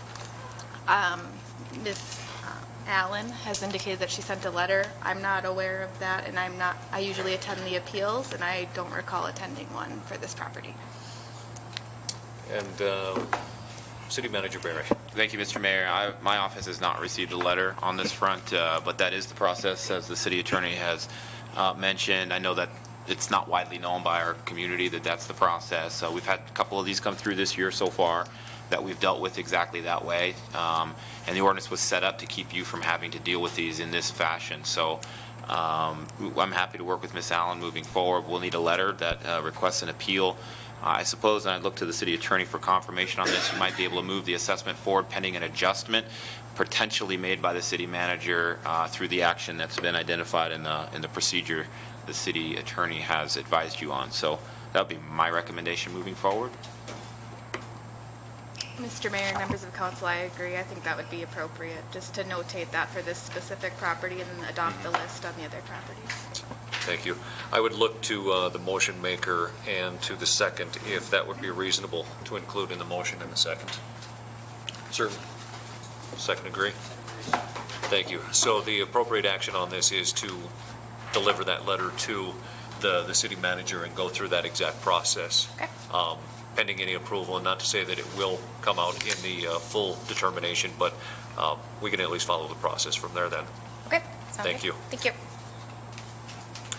My only other comment, because I do remember this exact issue coming up exactly at this meeting last year at this time, we will continue to get that information out to the public, but we, as Mr. Jonason said, and I took several comments again just even today, and I noticed that there were some social media comments as well about private properties out there that need substantial attention for weeds and things of that nature right now, specifically weeds, that we do need the public to reach out and go through the process if they do receive this letter, rather than coming to a city council meeting and asking for an immediate abatement without any real information or timely information for us to make that determination, because it really isn't going to end up, I don't think, in their favor, just coming and asking. And I'm not by any means looking unfavorably at Ms. Allen, but that information needs to be well processed before it comes to us at a city council meeting for that. So with that, any further discussion? Any further discussion? Please call the roll. Janser, Yes. Olson, Yes. Pittner, Yes. Padragula, Yes. Straight, Wolski, Yes. Sitma. Yes. Motion is approved, and then I can finally go to 5.7 and say that that one has been pulled until our next meeting for a noticing requirement. So we will move on to 5.8, the Storm Sewer District 123, 10th Street Southwest Engineering Report. 10th Street Southwest from 37th Avenue to 31st Avenue Southwest and surrounding areas have long been identified as known as stormwater problem areas. The 2015 City of Minot Stormwater Management Plan analyzed this area and provided planning level engineering and cost estimates to address these drainage problems. This project is included in the approved capital improvement plan for 2019 design and 2020 construction. Currently, even small rainstorms can cause the intersection flooding at 10th Street Southwest and 31st Avenue Southwest, as well as 7th Street Southwest and 28th Avenue Southwest. Additionally, water pools along the 10th Street Southwest side of 31st Avenue Southwest, as there are no existing inlets. And upon completion of this project, the roadway flooding will be reduced in both depth and duration, allowing for the safe travel along 10th Street Southwest and 31st Avenue corridors. We have 5 different recommendations to create the Storm Water Sewer District 123, direct the preparation of the engineering report, approve the engineering report, waive the resolution of necessity since this project is a stormwater sewer district listed in the North Dakota State Century Code 40-22-01.1, and direct preparation for the plans and specifications. I would look for a motion. So moved. Motion to approve by Alderman Janser, second by Alderman Pittner. Discussion on the motion. Alderman Wolski. So a question for our city engineer. Lance, if this project were being contemplated independent of the city by a private developer, would both of these options be on the table? Mr. Mayor, Alderman Wolski, I apologize, I'm not quite following what you're asking. I'll attempt to clarify a little bit. would these projects meet the standards and specs that the city requires of private developers? Yes. Okay. Further discussion further discussion on the motion? Any discussion on the motion? Please come to the podium.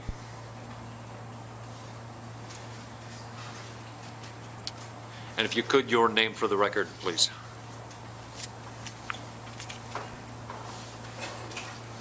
John Burke, 3409 7th Street Southwest, Minot. The last sewer system on 4th Avenue, I was involved on that. I paid my bill. Now I come up here to see I'm involved in the 10th Street one. Our water runs downhill, which most people know in Minot. Our water runs from the nursing home, or the old folks home, from about, we'll say, 9th. It runs east and then south, and we have 2 storm drains at 34th Street. Are they big enough? I don't know. But we have 2, and then one down on 34th a little bit farther that picks up some other water. Now my house shows half of my house draining towards 7th Street.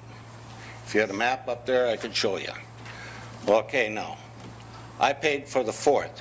Why am I going to pay for the 10th? That's number one.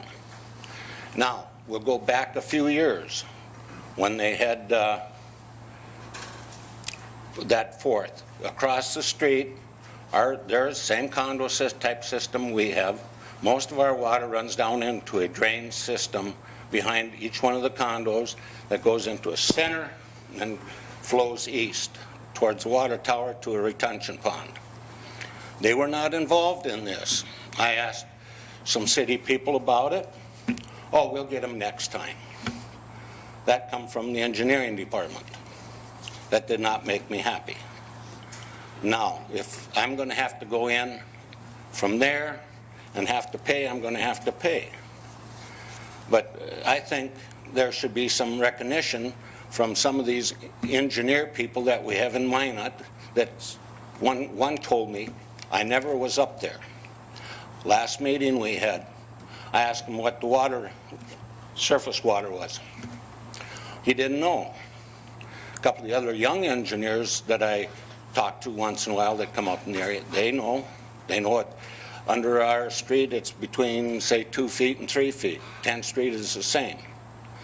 Then also in the same token, we had another person say, the water is wearing out the top of the asphalt. Well, that's not true. What's happening during the winter time, what happens to water when it freezes? It expands. And we can see it on our water pipes, shut-offs and that on the street. We got to take care of the water problem first that we have.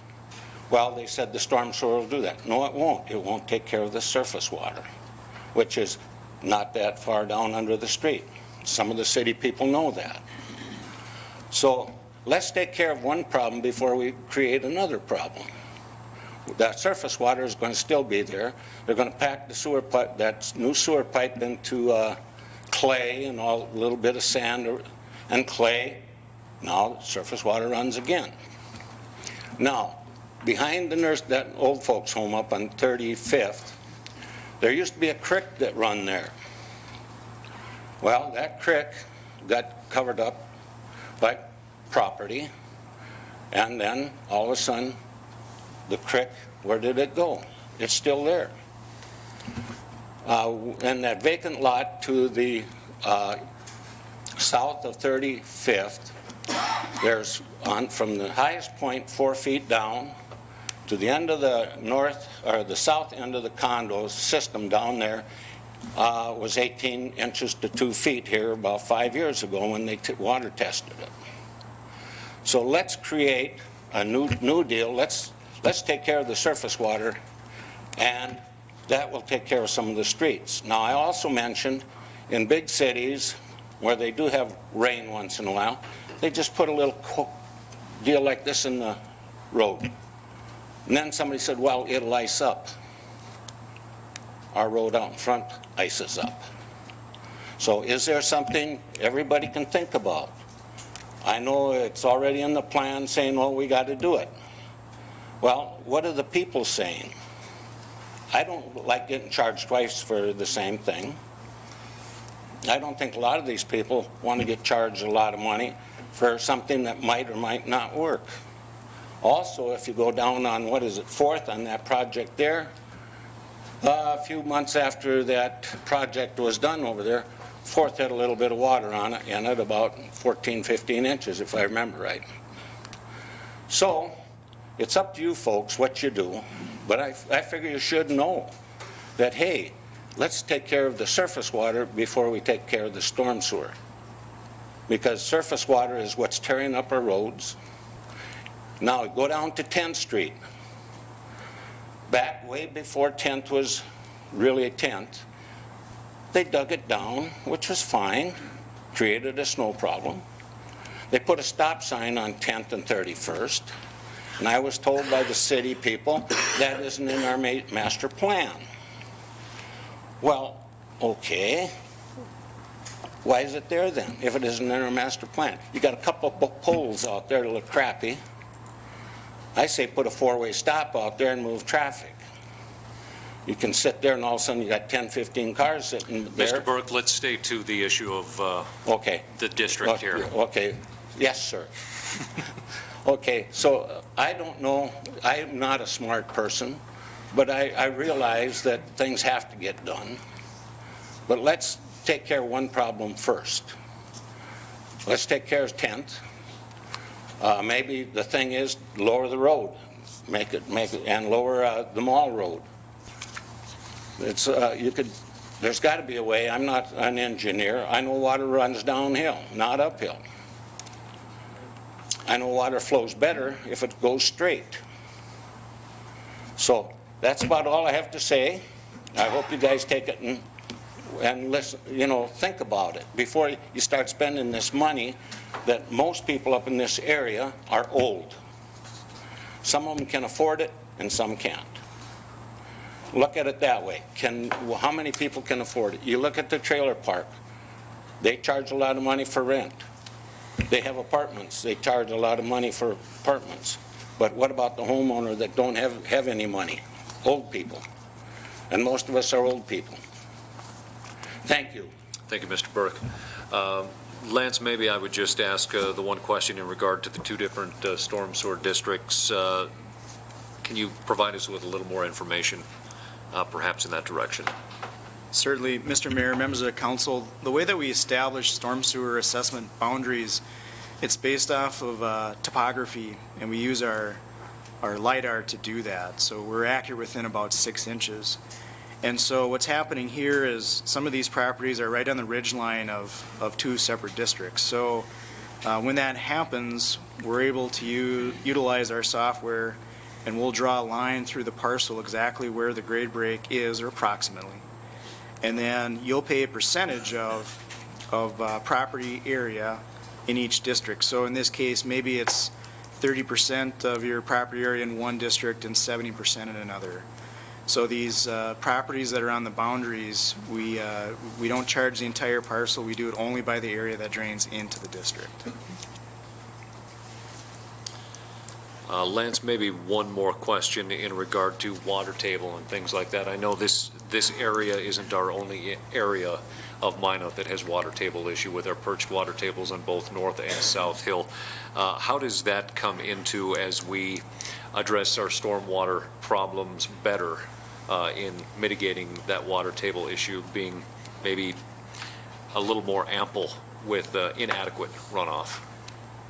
Mr. Mayor, there's certain things we can do during reconstruction projects such as this. So take 10th Street, for instance.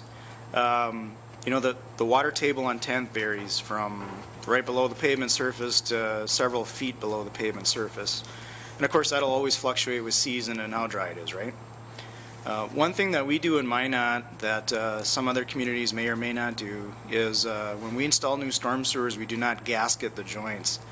So essentially what you're doing is you're making a giant piece of field tile that farmers utilize in their fields, because the water is able then to follow the sand bedding that we use and then seep into the pipe. So it does lower the water table within a small area around the pipe. It's not going to go hundreds of feet each direction, but it will help to solve some of those issues.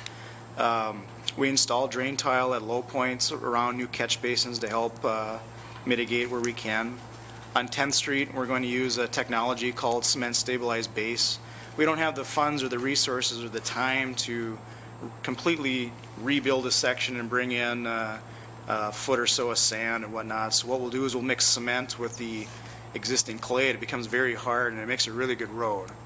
So we can save a lot of money by doing that, and it gets the residents in and out of their driveways usually within about a day versus weeks before with old technology. In other parts of the district where we're not installing storm sewers, there's really little we can do about it now until a reconstruction project would come along and we completely remove and replace that roadway and then build a section that's adequate for the stormwater drainage. It appeared back in the day that we had a typical pavement design section that was used no matter what. And I think we can see around parts of town that probably got us into some trouble. And it's going to take some time to correct that. Thank you, Lance. Any further questions or comments? Alderman Wolski. Mayor Sima, thank you. Kind of a procedural question here. I wonder if, No, Alderman Wolski is speaking here. Mayor, this is one of those types of projects where in the past we've seen some notification challenges and the information getting out slightly behind our schedule in some respects. I think this is the type of project that benefited significantly from the committee project where there was a first reading and then a second crack at it a few days later. I'm wondering out loud here, and would welcome comments of any other alderman or yourself, but and maybe I'll preface this with a question to our city engineer. If we were to table this for 2 weeks, just for some additional notification process to let anybody who has a particular opinion on this come forward one more time, does that present any challenges to our certification process and our budget timelines? Mr. Mayor, Alderman Wolski, just to walk through all the communication that we've done, just so you understand the full gamut, and then we can answer that question. On this project, what we did, once we started the preliminary design and we picked a date for the public input meeting, we put together a letter that went out to every property owner within the district. It's not certified, it's just standard mail. But when we get it, we told them about what the project is, the approximate cost of what it is. We told them where and when the public input meeting is so that they can come and get educated on the project. We listed our city website where we have a page dedicated to this project that lists all the information. The meeting materials were there in case they weren't able to attend. And we also gave them the date of this meeting where you would be able to take a vote on this if you wish. So, we've taken some phone calls and some questions and some emails from residents within the period the district, excuse me. We had quite a few people attend the meeting, which is always good. So I think the word's out there. If we hold a meeting or delay the date, at this point in the process where we stopped is we have the preliminary engineering completed. And before we jump into the expensive design engineering, we wanted to make sure that council was okay with the project before we expend those funds. And if the word is yes, let's go, then we'll start the design. So really, it's up to you if you hold it. I don't know if we'll get additional comment or anything from the folks. I think on this one especially, we've taken a lot of extra steps to make sure we get the word out on this. At least that's my hope. Mr. Mayor. Alderman Wolski, continue. Mr. Meyer, I appreciate that extensive update. Obviously, this is one of those areas where we have seen challenges in the past, and I want to make sure that we have done all that we can do in the lead up to this process here. I've entered an idea into the conversation, but it's not in the form of a motion. So I don't feel overly that strong about it. I simply wanted it aired out a little bit. I will let my time go, and I think we have some other comments from the public. Further discussion on the motion. I would preface this with, it's a very common reaction from just about any community that goes through special assessments when we take a look at whether it's Minot, Bismarck, Fargo, Grand Forks that do a significant amount of special assessments through the process each year. It typically does get a lot of feedback from residents that may not see the immediate benefit because they live on the outside or maybe at the edge of these, but is something we see significantly more in other communities, so it is not unheard of to have feedback from both sides of the spectrum. Is there any other folks from the audience that do want to come to the podium and say a few words?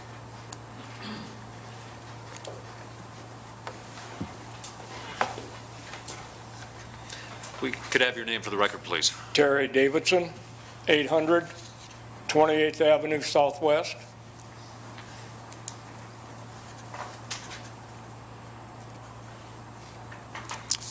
And I would like to go on record of being against some of this project, probably not all of it, but the way they've got it designed now to drain the water, they're going to drain it right down on our property. And we feel that they're going to increase the chances of flooding some of our property. That creek is only so big and can only withstand so much water, and they're dumping more into it at the head of the creek rather than at the tail of it. And that can affect us a great deal. And by that, we've got buildings down there that can be flooded and cause quite a problem. And we also feel there's probably some other alternatives to doing this other than what they've got drafted up right now. With that, I would turn to Mr. Meyer here, and if you would just talk a little bit about the potential impact from what Mr. Davidson has referenced. Certainly, Mr. Mayor, the peak outflow from our new pipe that we would install on 10th Street is about 200 cubic feet per second during your 100-year peak storm. In relation to that, if you compare our flow to the peak that comes through from the county through Puppy Dog Coulee, that's about 1,300 CFS. So, you know, our project's about 80 acres in size, and that compares to about 8,800 acres of the overall Coulee size. So we're really talking about an area that's rather insignificant.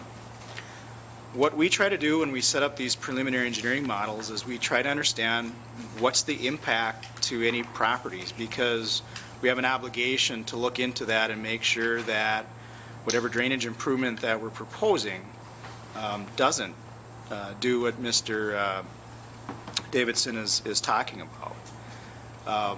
And one of the ways that we do that is we take a look at when and how much the peak flow will be going through a particular area. So in this case, what we've done is we've modeled our flow that comes out of this pipe, and then we've taken a look at that. Where does that fall within a time period of when the Puppy Dog Coulee flow will come to, or come through that exact same area?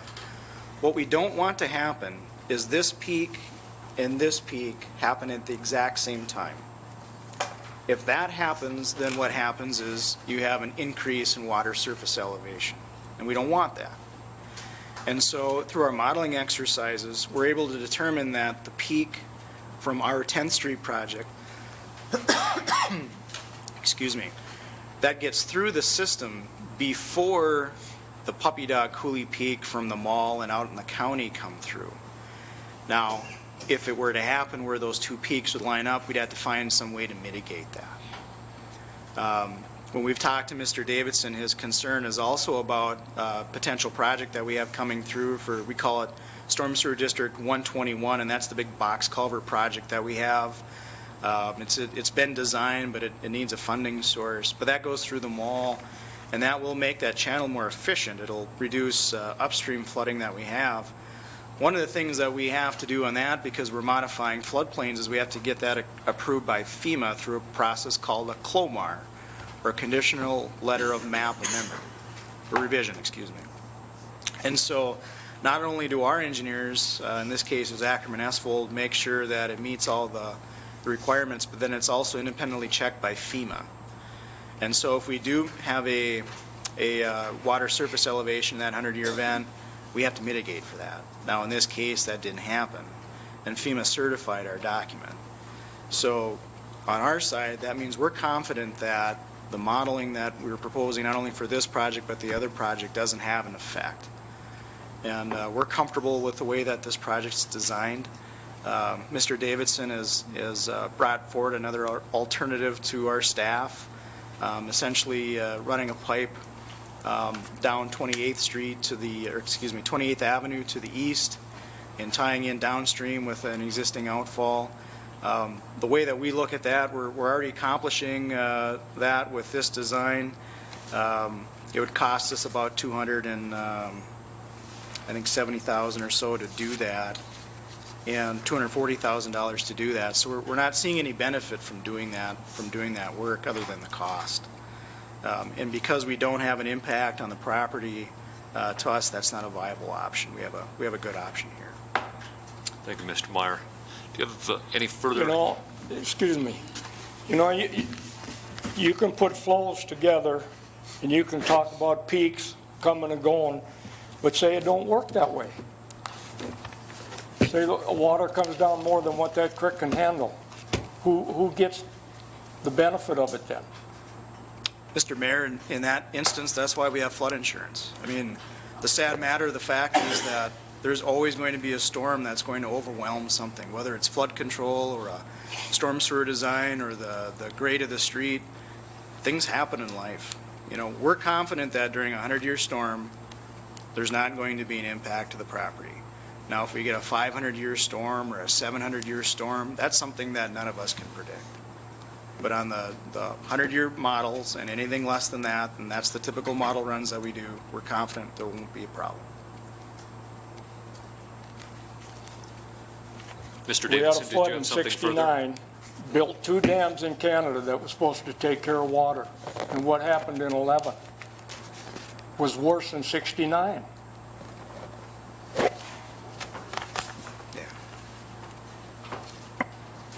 Mr. Davidson, did you have anything further? No. Thank you. But, yeah, I do.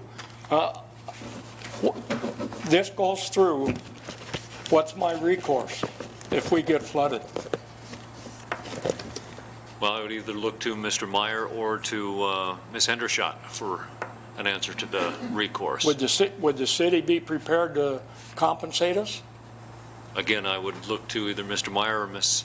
Hendershot for. Mr. Mayor and members of council, we can't give legal advice to private citizens. Okay. I didn't hear. Mr. Davison, we can't give you legal advice. You'd have to contact a private attorney. Okay. Thank you, sir. Alderman Wolski. I have one follow-up question for Mr. Meyer based on his explanation, and I appreciate the FEMA considerations that we go through. Lance, when we have 2 projects that are sort of coming together in this location with the larger project through the mall and this project here, are the impacts measured in combination, or do we measure them each individually so that sometimes they may stack up? Mr. Mayor, Alderman Wolski, and that goes back to that hydrograph comment that I made, and it's on the reverse side, the orange and the blue lines. As long as those peaks or the top of those curves don't line up with each other, then we're in good shape. So in this case, the same engineers working on that project and this project, so they're giving us the advice that says that this isn't going to be an impact, and we're comfortable with that. And just to fully understand, Lance, that would include both of those projects stacked together. That's correct. Okay, Yeah. thank you. Further discussion? Any further discussion on the motion?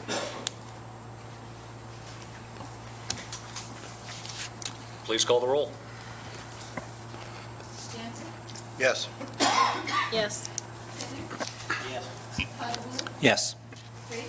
Yes. Yes. Yes. Motion is approved. That takes us to item number 6 on our agenda, which is personal appearances.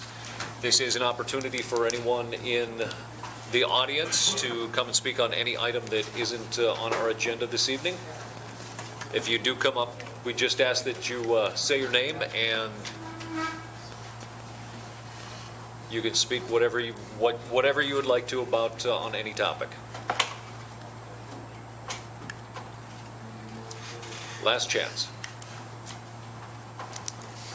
Seeing none, that takes us to number 7, the miscellaneous and discussion items. 7.1 is mosquito spraying update. Public Works Director has an update on the mosquito spraying process and costs associated with that. Mr. Dan Jonason.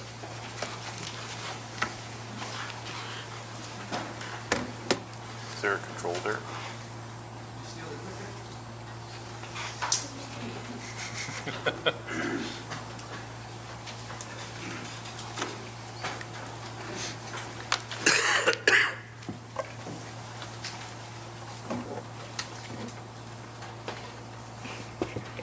Good afternoon, Mr. Mayor, members of the council. Well, Derek's got the presentation up. A while back, Alderman Wolski had asked about some of our mosquito spraying, how we measure the effectiveness and the cost. So in discussions with the city manager, we thought we'd put together a brief presentation, and I'll keep it brief, I promise, about our mosquito spraying, because it's actually quite complex, and there's a lot of work, a lot of effort that goes into planning the missions with them. So with that, hopefully it'll work. Okay.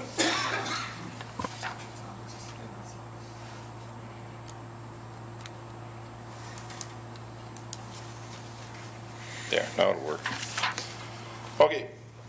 Minot has been using the Air Force Reserve, the IRT, their innovative readiness training for vector control since before 2006. I started here in 2006, and they had been doing missions before that. I don't have the background on exactly how far. But prior to 2012, the missions were all scheduled in the spring of the year. It was a lot easier. We could call up the Air Force and say, hey, we'd like to have a mission in June or July or August, or June and August, and they were pretty flexible about getting us on the agenda, on their flight mission, and getting going. In 2012, a lot of that changed. We had to go through an environmental assessment to look at all of the issues with what is the best way to do vector control. The Air Force, Minot Air Force Base, was very good to work with us. They kind of took and did most of it and included us into that, along with Burlington and some of the other areas. And like I said, that was kind of just the start of it from that. Besides that, every year we always, throughout the year, we put mosquito dunks out, I guess, in a lot of the different areas. So that's in conjunction with this to try to treat the larvae. But in Minot, where you have the dead loops become stagnant, it's really cost prohibitive for us. We don't have the personnel or the money that it would take to treat all of those dead loops. So we treat the areas where we can, spend a lot of money on that, and spend a lot of time as our storm sewer crews are out putting them into any wet areas and manholes that have standing water in it, anything like that. So the IRT application is submitted to the Department of Defense 2 years before we have our spray mission. Well, right now, our spray mission for 2021, the application is in the process. So we're working on the request right now for 2021. We request 2 missions a year. and we give them the approximate months or weeks we'd like to have them done. Typically, we request for one in June, when the early hatch is, and then July, just before the fair, when typically you start seeing larger hatches, and then some of the mosquitoes that are carrying the West Nile virus and some of those others in there. March, April of every spray year, we have to publish an ad in the Minot Daily News 4 times. Also a statement of non-competition saying that the service, the Air Force Reserve, won't compete against it. A month before the spray mission, we apply for permits from the Department of Health, which is a pesticide application to waters of the state and an aerial application for pesticides over a city.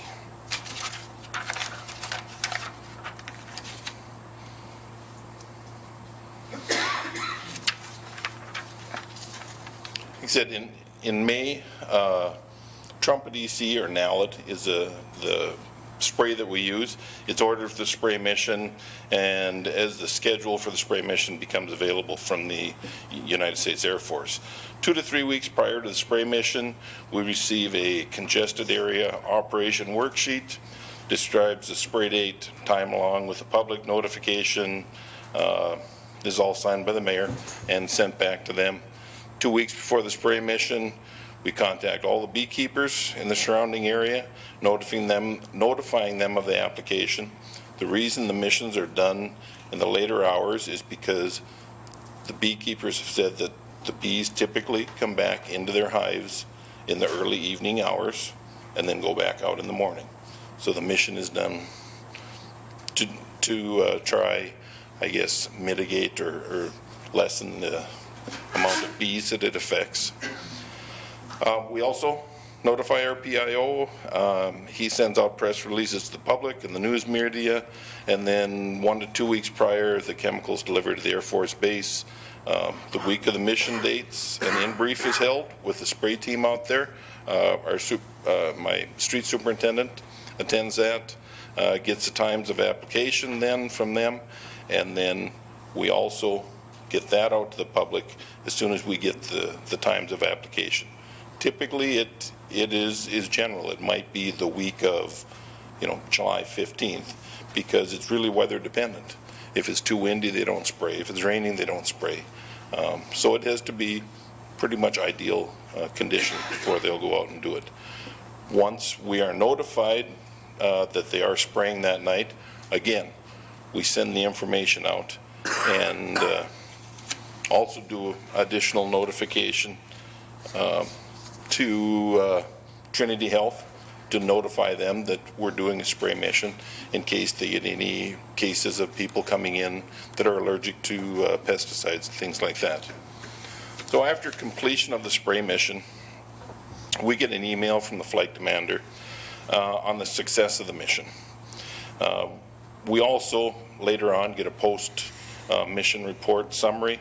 The one graphic in here just shows the area that they covered in Minot, their flight path, where they turn the spray on, where they turn the spray off, some of that information.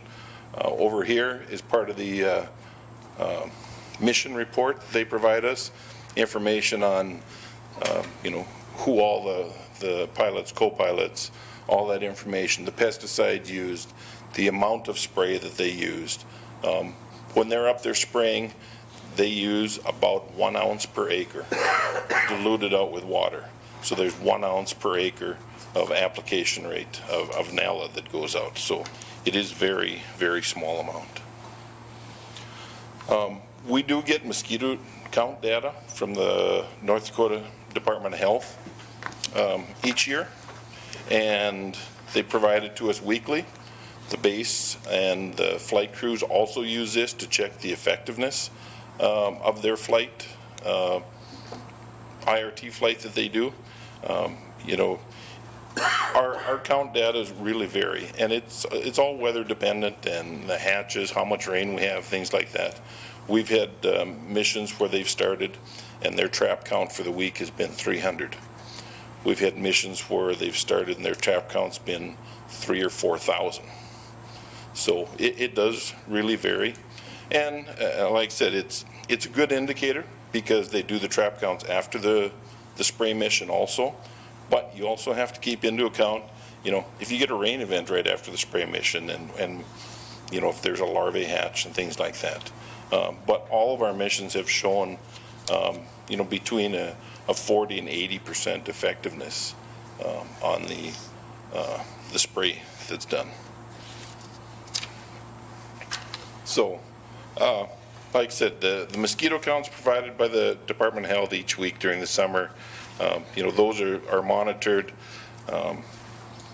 Some of the 2018 data that I've shown here, it comes right from the report that we get from the Air Force or the, I guess the Ohio Air Reserve, going on that, you know, where they talk about the mosquito monitoring.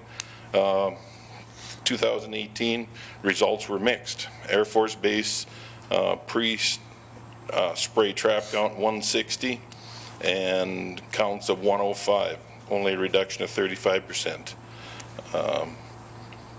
You know, like I said, it varies. Minot, we had 2 traps. One trap had counts of 4,598 before, 1,173 after. So that's a 74% reduction in mosquitoes. As far as our costs for a spraying, we cover about 28,000 acres. Like I said, 1 ounce per acre, about 210 gallons of Trumpet EC, and it's $37,807.20 for the chemical. That's the only cost that we have. We don't pay for the flight, you know, other than our staff's time to get the chemical out there, meet with them, fill out the applications. All we pay for is the spray for the mission. And it's increased over the years. A lot of that has been the cost of spray, but also we've doubled the number of acres that we spray. In 2006, it was about 16 square miles. We're doing over 32 square miles now. So that's been part of the increased cost with that.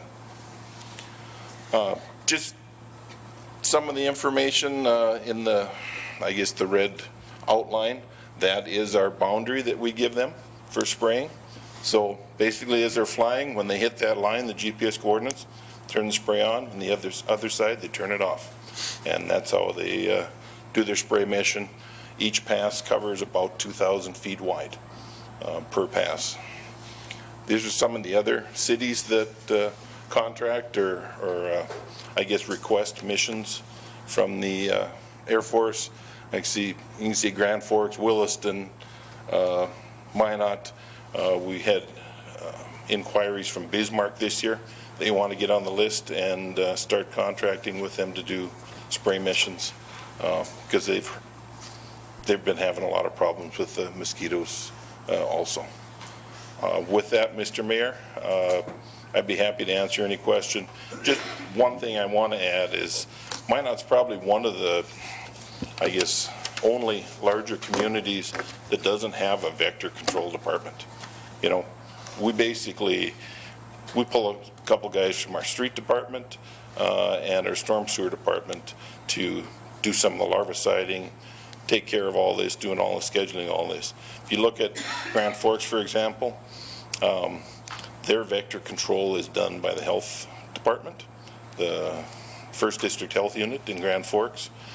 They have a fee each month on their utility bills. It's about $3 per residential unit and around $17 to $20 per month for the commercial units. And that goes towards their fogging, their mosquito dunks, but they have an actual department that takes care of that. So with that. Thank you, Dan. Any questions for Public Works Director? Just a brief comment, Mr. Mayor. Dan, I appreciate the update. Obviously, when you see a effectiveness of between 40% and 80%, that's a fairly significant reduction in the population of mosquitoes in the community. And given, I think, the rising concerns of health associated with West Nile and Zika and other mosquito-transmitted diseases, this is, I think, a program that, while controversial environmentally, also has some fairly significant returns in terms of public health. So I appreciate that we have the Air Force here. That makes this very viable for us. Alderman Straight. Yeah, thank you, Mr. Mayor. I second Alderman Walski's comments, and our family personally has had an individual that suffered from West Nile virus. He was in a coma for over 2.5 months, I think. I think often that he probably wishes he would have died because he'll never be the same as a result of it, and it's a terrible thing to have to go through. So, you know, if you divide 38,000 out by 48,000 residents, you know, I know it's controversial as well, but I think in a lot of ways we have to protect public safety. I'm not for spraying, but I understand that that's the role, and we have to be mindful of that. Thank you, sir. Alderman Pontegula. I also personally tend to feel that way, but I need to mention that a citizen has contacted me, and I'm not sure if the other members of the council, raising safety concerns and also offering suggestions as to how mosquito control could be more effective. And I think you've gotten a copy of that submission. And I guess I just wanted to ask you, kind of for the record here publicly, to assure everyone that this is a safe chemical and a safe process. And then after you've done that, which I think you've done before, is at some point to respond to some of the concerns and suggestions. You know, there's no definite timeline, but I think the individual raised significant questions, and I'd like to see a response from city staff with a copy to us. You know, it doesn't have to address every detailed issue. One of the things that makes me, quite honestly, somewhat skeptical about some of the concerns that are raised is that the citations are from a journal that seems to specialize in complaints against chemical use. You know, I think we should be skeptical of apparently one-sided journals, either pro or anti. But I think there is a question. And when was the last environmental study done? I think 7 years ago, or 2012. Yeah, things may have changed in 7 years.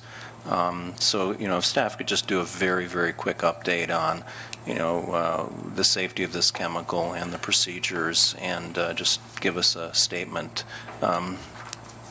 Is it fair to assume that your current position is this is safe?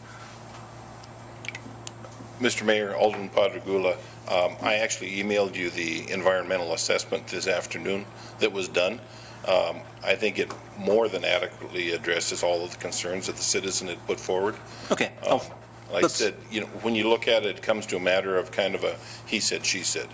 You know, you always have somebody that has a different opinion or different thoughts on it.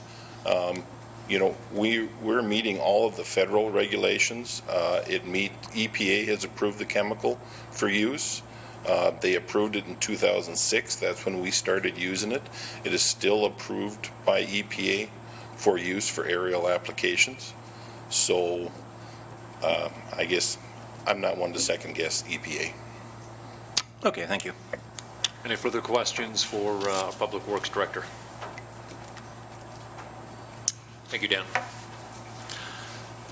Our next item of discussion, 7.2, is the adoption of the 2018 International Existing Building Code, the IEBC. This is not a recommended action item at this time. A large number of existing buildings and structures do not comply with the current building code requirements for new construction.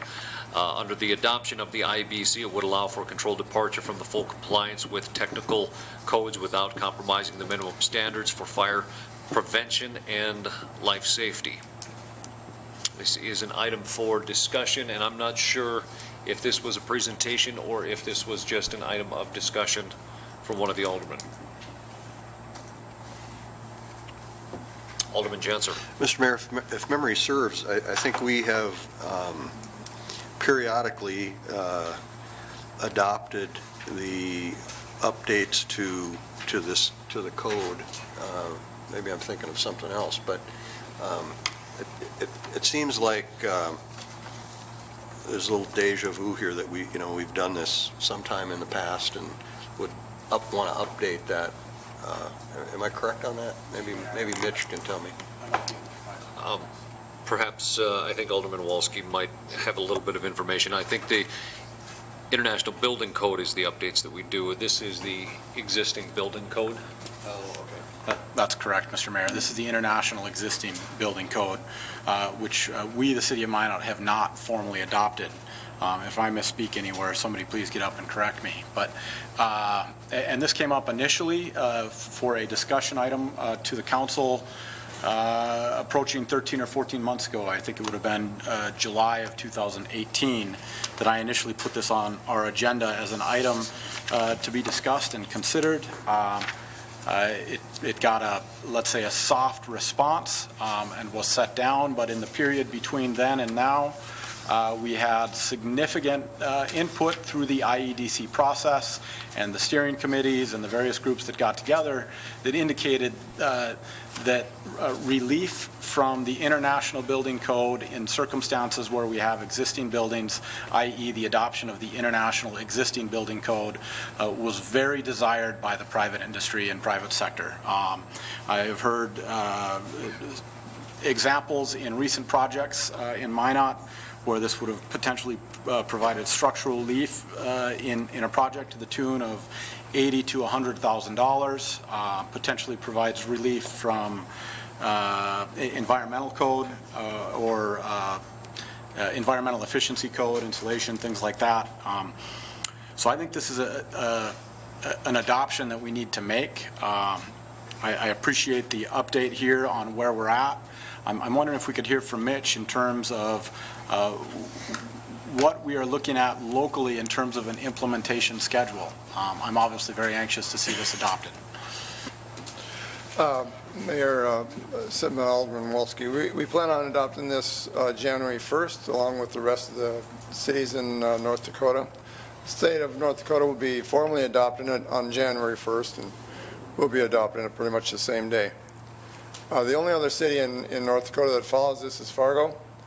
It was originally intent of the state to follow this adoption for the IEBC back in 2018 when these proposals were first made. Alderman Wolski, do you have? Mr. Mayor, just so a clarification, Mitch, we're going to have this on our books approximately 4.5 months from now. Yes. Okay. Any questions for Mitch? Thanks, sir. You bet. Any further discussion on the discussion item that looks like it's heading down the tracks for adoption here in the not-too-distant future? If not, move on to 7.3, the city retaining wall. I believe Alderman Patergula had felt that he had obtained some information and wanted a little more conversation on. Alderman Patergula. Thank you, Mayor. We talked and took action last time during a regular meeting about the City Hall retaining wall. And because it was such an expensive project, about $5 million, and because one member of this body expressed some very serious reservations about it, and because time was running short and the engineer who presented didn't really have enough time to say what she wanted to say, and because it was a rather complicated issue, it was kind of late at night, and I had some unresolved questions. Rather than take the time of the group at that point, I actually had 2 telephone conversations with the structural engineer lasting about 45 minutes. And I obtained, I think, significant new information that I wanted to present to the public and the council and city staff. So I wanted very quickly to run through kind of the 8 key points I learned, because this, I think, does make a difference. First of all, at one point I referred to the committee that studied this as the Aesthetics Committee, and the structural engineer assured me there was a lot more than an Aesthetics Committee, that they looked very carefully at the entire project. The second thing that came out of that discussion was there was some question as to why the costs had gone up. And the original engineering report had been done 3 years ago, and there is approximately a 3% increase a year, the city engineer tells me, in construction projects. That's what they estimate. And the cost of steel, which would be extensively used in this reconstruction, has gone up dramatically, presumably, like you can write your own guesses in terms of international trade. The third point I wanted to make is that the slope there, the engineer clarified very clearly to me, is stable at this point, but that it is not, it is approaching an unsafe limit, and that there will likely be more deterioration going on. In fact, she said when they do start construction, however we decide to go with this, or we keep with our former decision, that they will be looking at it again, and there may have been adverse changes in 3 years. The fourth point was, and this is a very important point, she assured me that the committee and the consulting engineers had looked at a wide range of options. The fifth point is that, and this is something I was concerned about, you know, some of the options involved some exotic, at least to me, techniques and outside contractors. And one of the reasons it was given that we couldn't pursue these, or they didn't pursue these further, and we shouldn't pursue them further, because they were very technical kind of considerations that nobody could build around here. So my thought was, you know, couldn't you partner up with somebody from outside? And I asked her that very specifically, and she said no, that really would require a contractor to bring in their own crews, their own supplies, their own equipment. So it wasn't simply a matter of coaching some local person or teaming up with them. I asked her, number 6, about a steep grass slope, because that had been brought up. And we talked about that at length, and she said that she just did not see that as a viable option, and that her own firm's engineers had not had good luck with it. She was very frank. I confronted her about the fact that there's some other steep slopes in town, one of them in my backyard, that seem to be doing fine with grass. And she said that basically, wasn't quite saying we're living on borrowed time, but that this was, quote, an anomaly, close quote. And when I went by and looked at those slopes more carefully, actually there's a retaining wall at the bottom of the hill that we live on, and it is starting to list. I wasn't aware of that. There also is a very steep slope at Minot State in back of the football field, and that also has a very strong retaining wall. I did not get a chance to go to the steep slope by Town and Country Mall, but I may have been overly optimistic about the current steep slopes. Point number 7, she said that even no matter what we did, if we just simply replaced the current wall or looked at a steeper grass slope, that drainage was going to be a real issue. And she emphasized repeatedly that maintenance would be required. Certainly if we just replaced the current one with what we have now, with a new version of it, it would be much cheaper. But she emphasized it would require a lot of maintenance. And be perfectly honest, given the track record of most cities with deferred maintenance, including ours, I'm not sure I feel particularly comfortable in buying something that's going to require extra money every 5 to 10 years.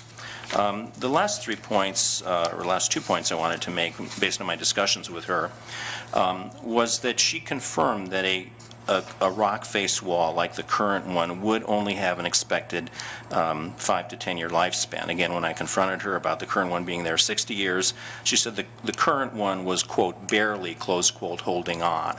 And she did admit, quote, you can get to 65 years, close quote, but you have to keep maintaining it. And that would be required to maintain not just the rocks, but the underlying slope, the stability of that slope. She emphasized that the option we had approved is expected to pay for itself in 25 to 30 years in terms of maintenance costs. The final question I asked her, and I wanted to relay to you, was there was some thought of maybe asking for a further engineering study to look at the option of a steep grass slope or potentially some of these more exotic options. And she said that that kind of a study could be done probably in time to have the final engineering drawings done and bids prepared for early next year, which would give us an advantageous price, she felt. But that such a study would cost $10,000 to $15,000. So I did my best to try to clarify some of the questions that were raised, some of the issues that came up, and that's the best I can do basically in terms of updating. Because again, this is a big deal. It's $5 million, and you know, there are some significant concerns that are being expressed, so I wanted to address those issues as best as I could. Thank you. Thank you. At the risk of delving into a substantial amount of conversation, any more discussion on this item?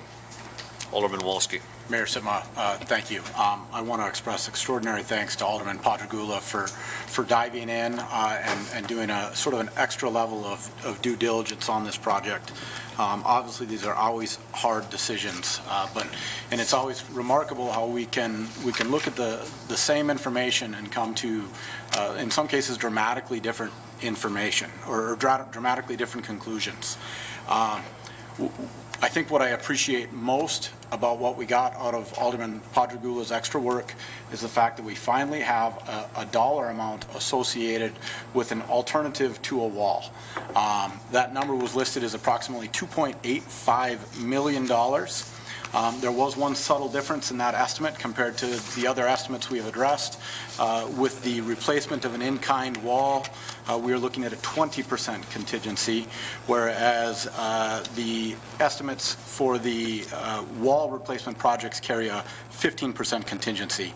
If we're to make those apples to apples, we're looking at about a $2.71 million project, essentially $2 million more to replace with an in-kind. That to me is a minor oversight, right?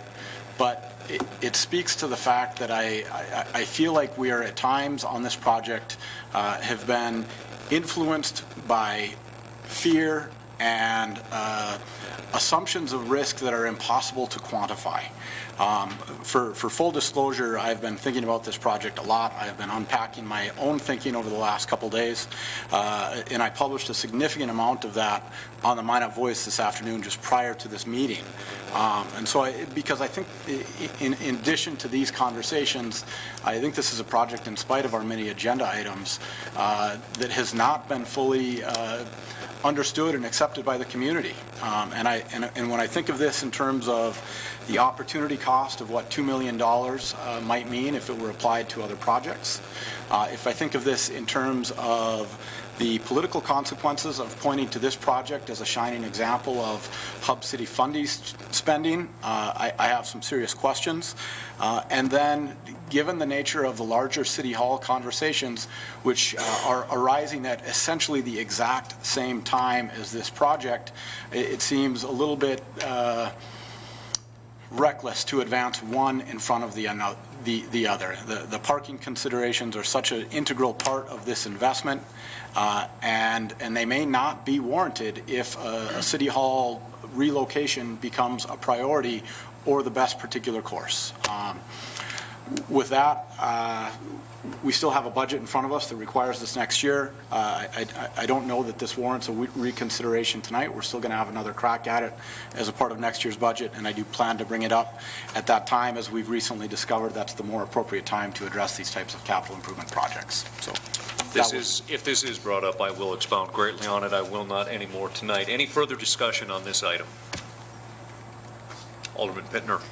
I just wanted to share my comments to maybe some of Alderman Wolski's comments, just that this is a deferred maintenance item. This is something that needs to be addressed. This building, whether or not City Hall moves to a different location, the City of Minot will still maintain this building. It is still an asset that we need to protect, whether there's more parking as a side effect of protecting our assets and further backlogging our deferred maintenance. That's why I support this item, and just wanted that to be known, that whether or not City Hall is at that location or not, it's still an asset of the city.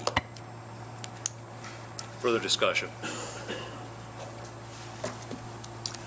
Seeing none, let's move on to our next item, which is our liaison reports. So we'll start down here with Alderman Straight.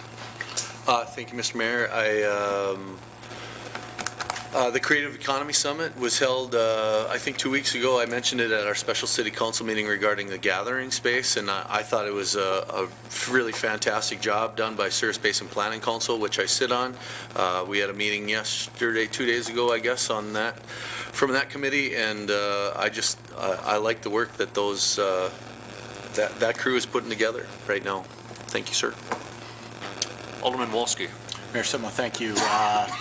Commission on Aging takes a standard August off each year, so that we have not met for about a month and will not meet until later in September.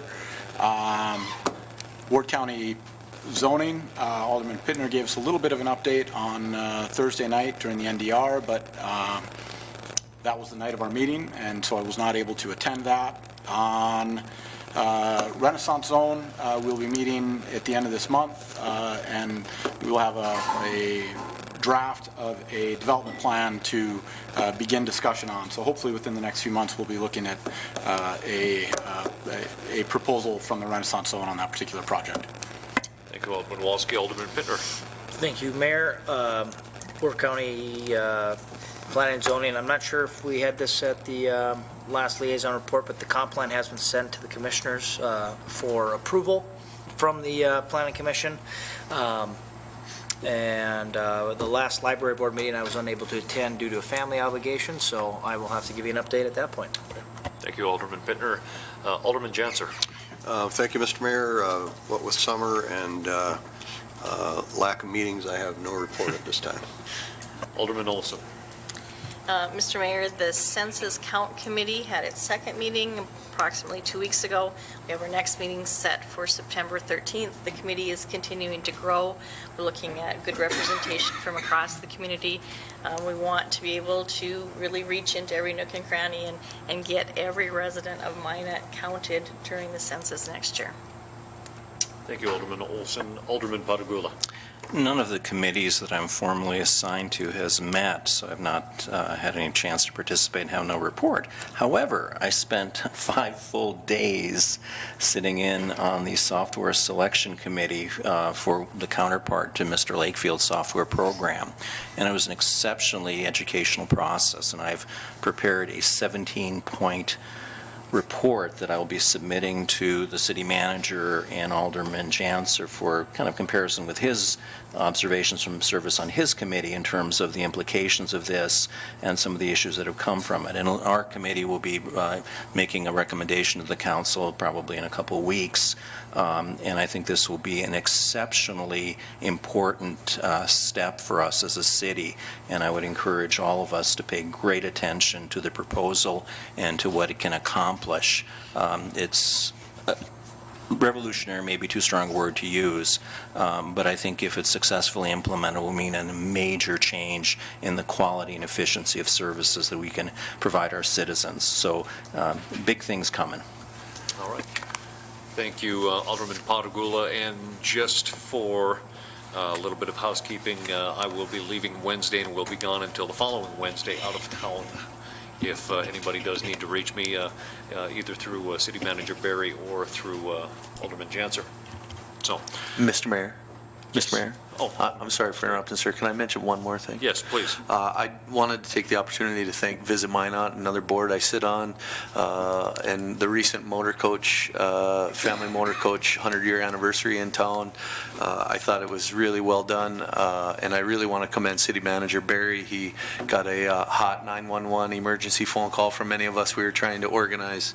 The event organizers thought that maybe 300 people would go downtown for a function, and it ended up being well over 1,000. And the city manager was great at pulling together some quick resources to make it a successful event. So thank you, Tom. Thank you. With that, we have no more business to discuss this evening. I would... Motion to adjourn. All right, I would... Second. Motion by Alderman Pittner, second by Alderman Janser. All those in favor, say aye. Aye. All those, same sign.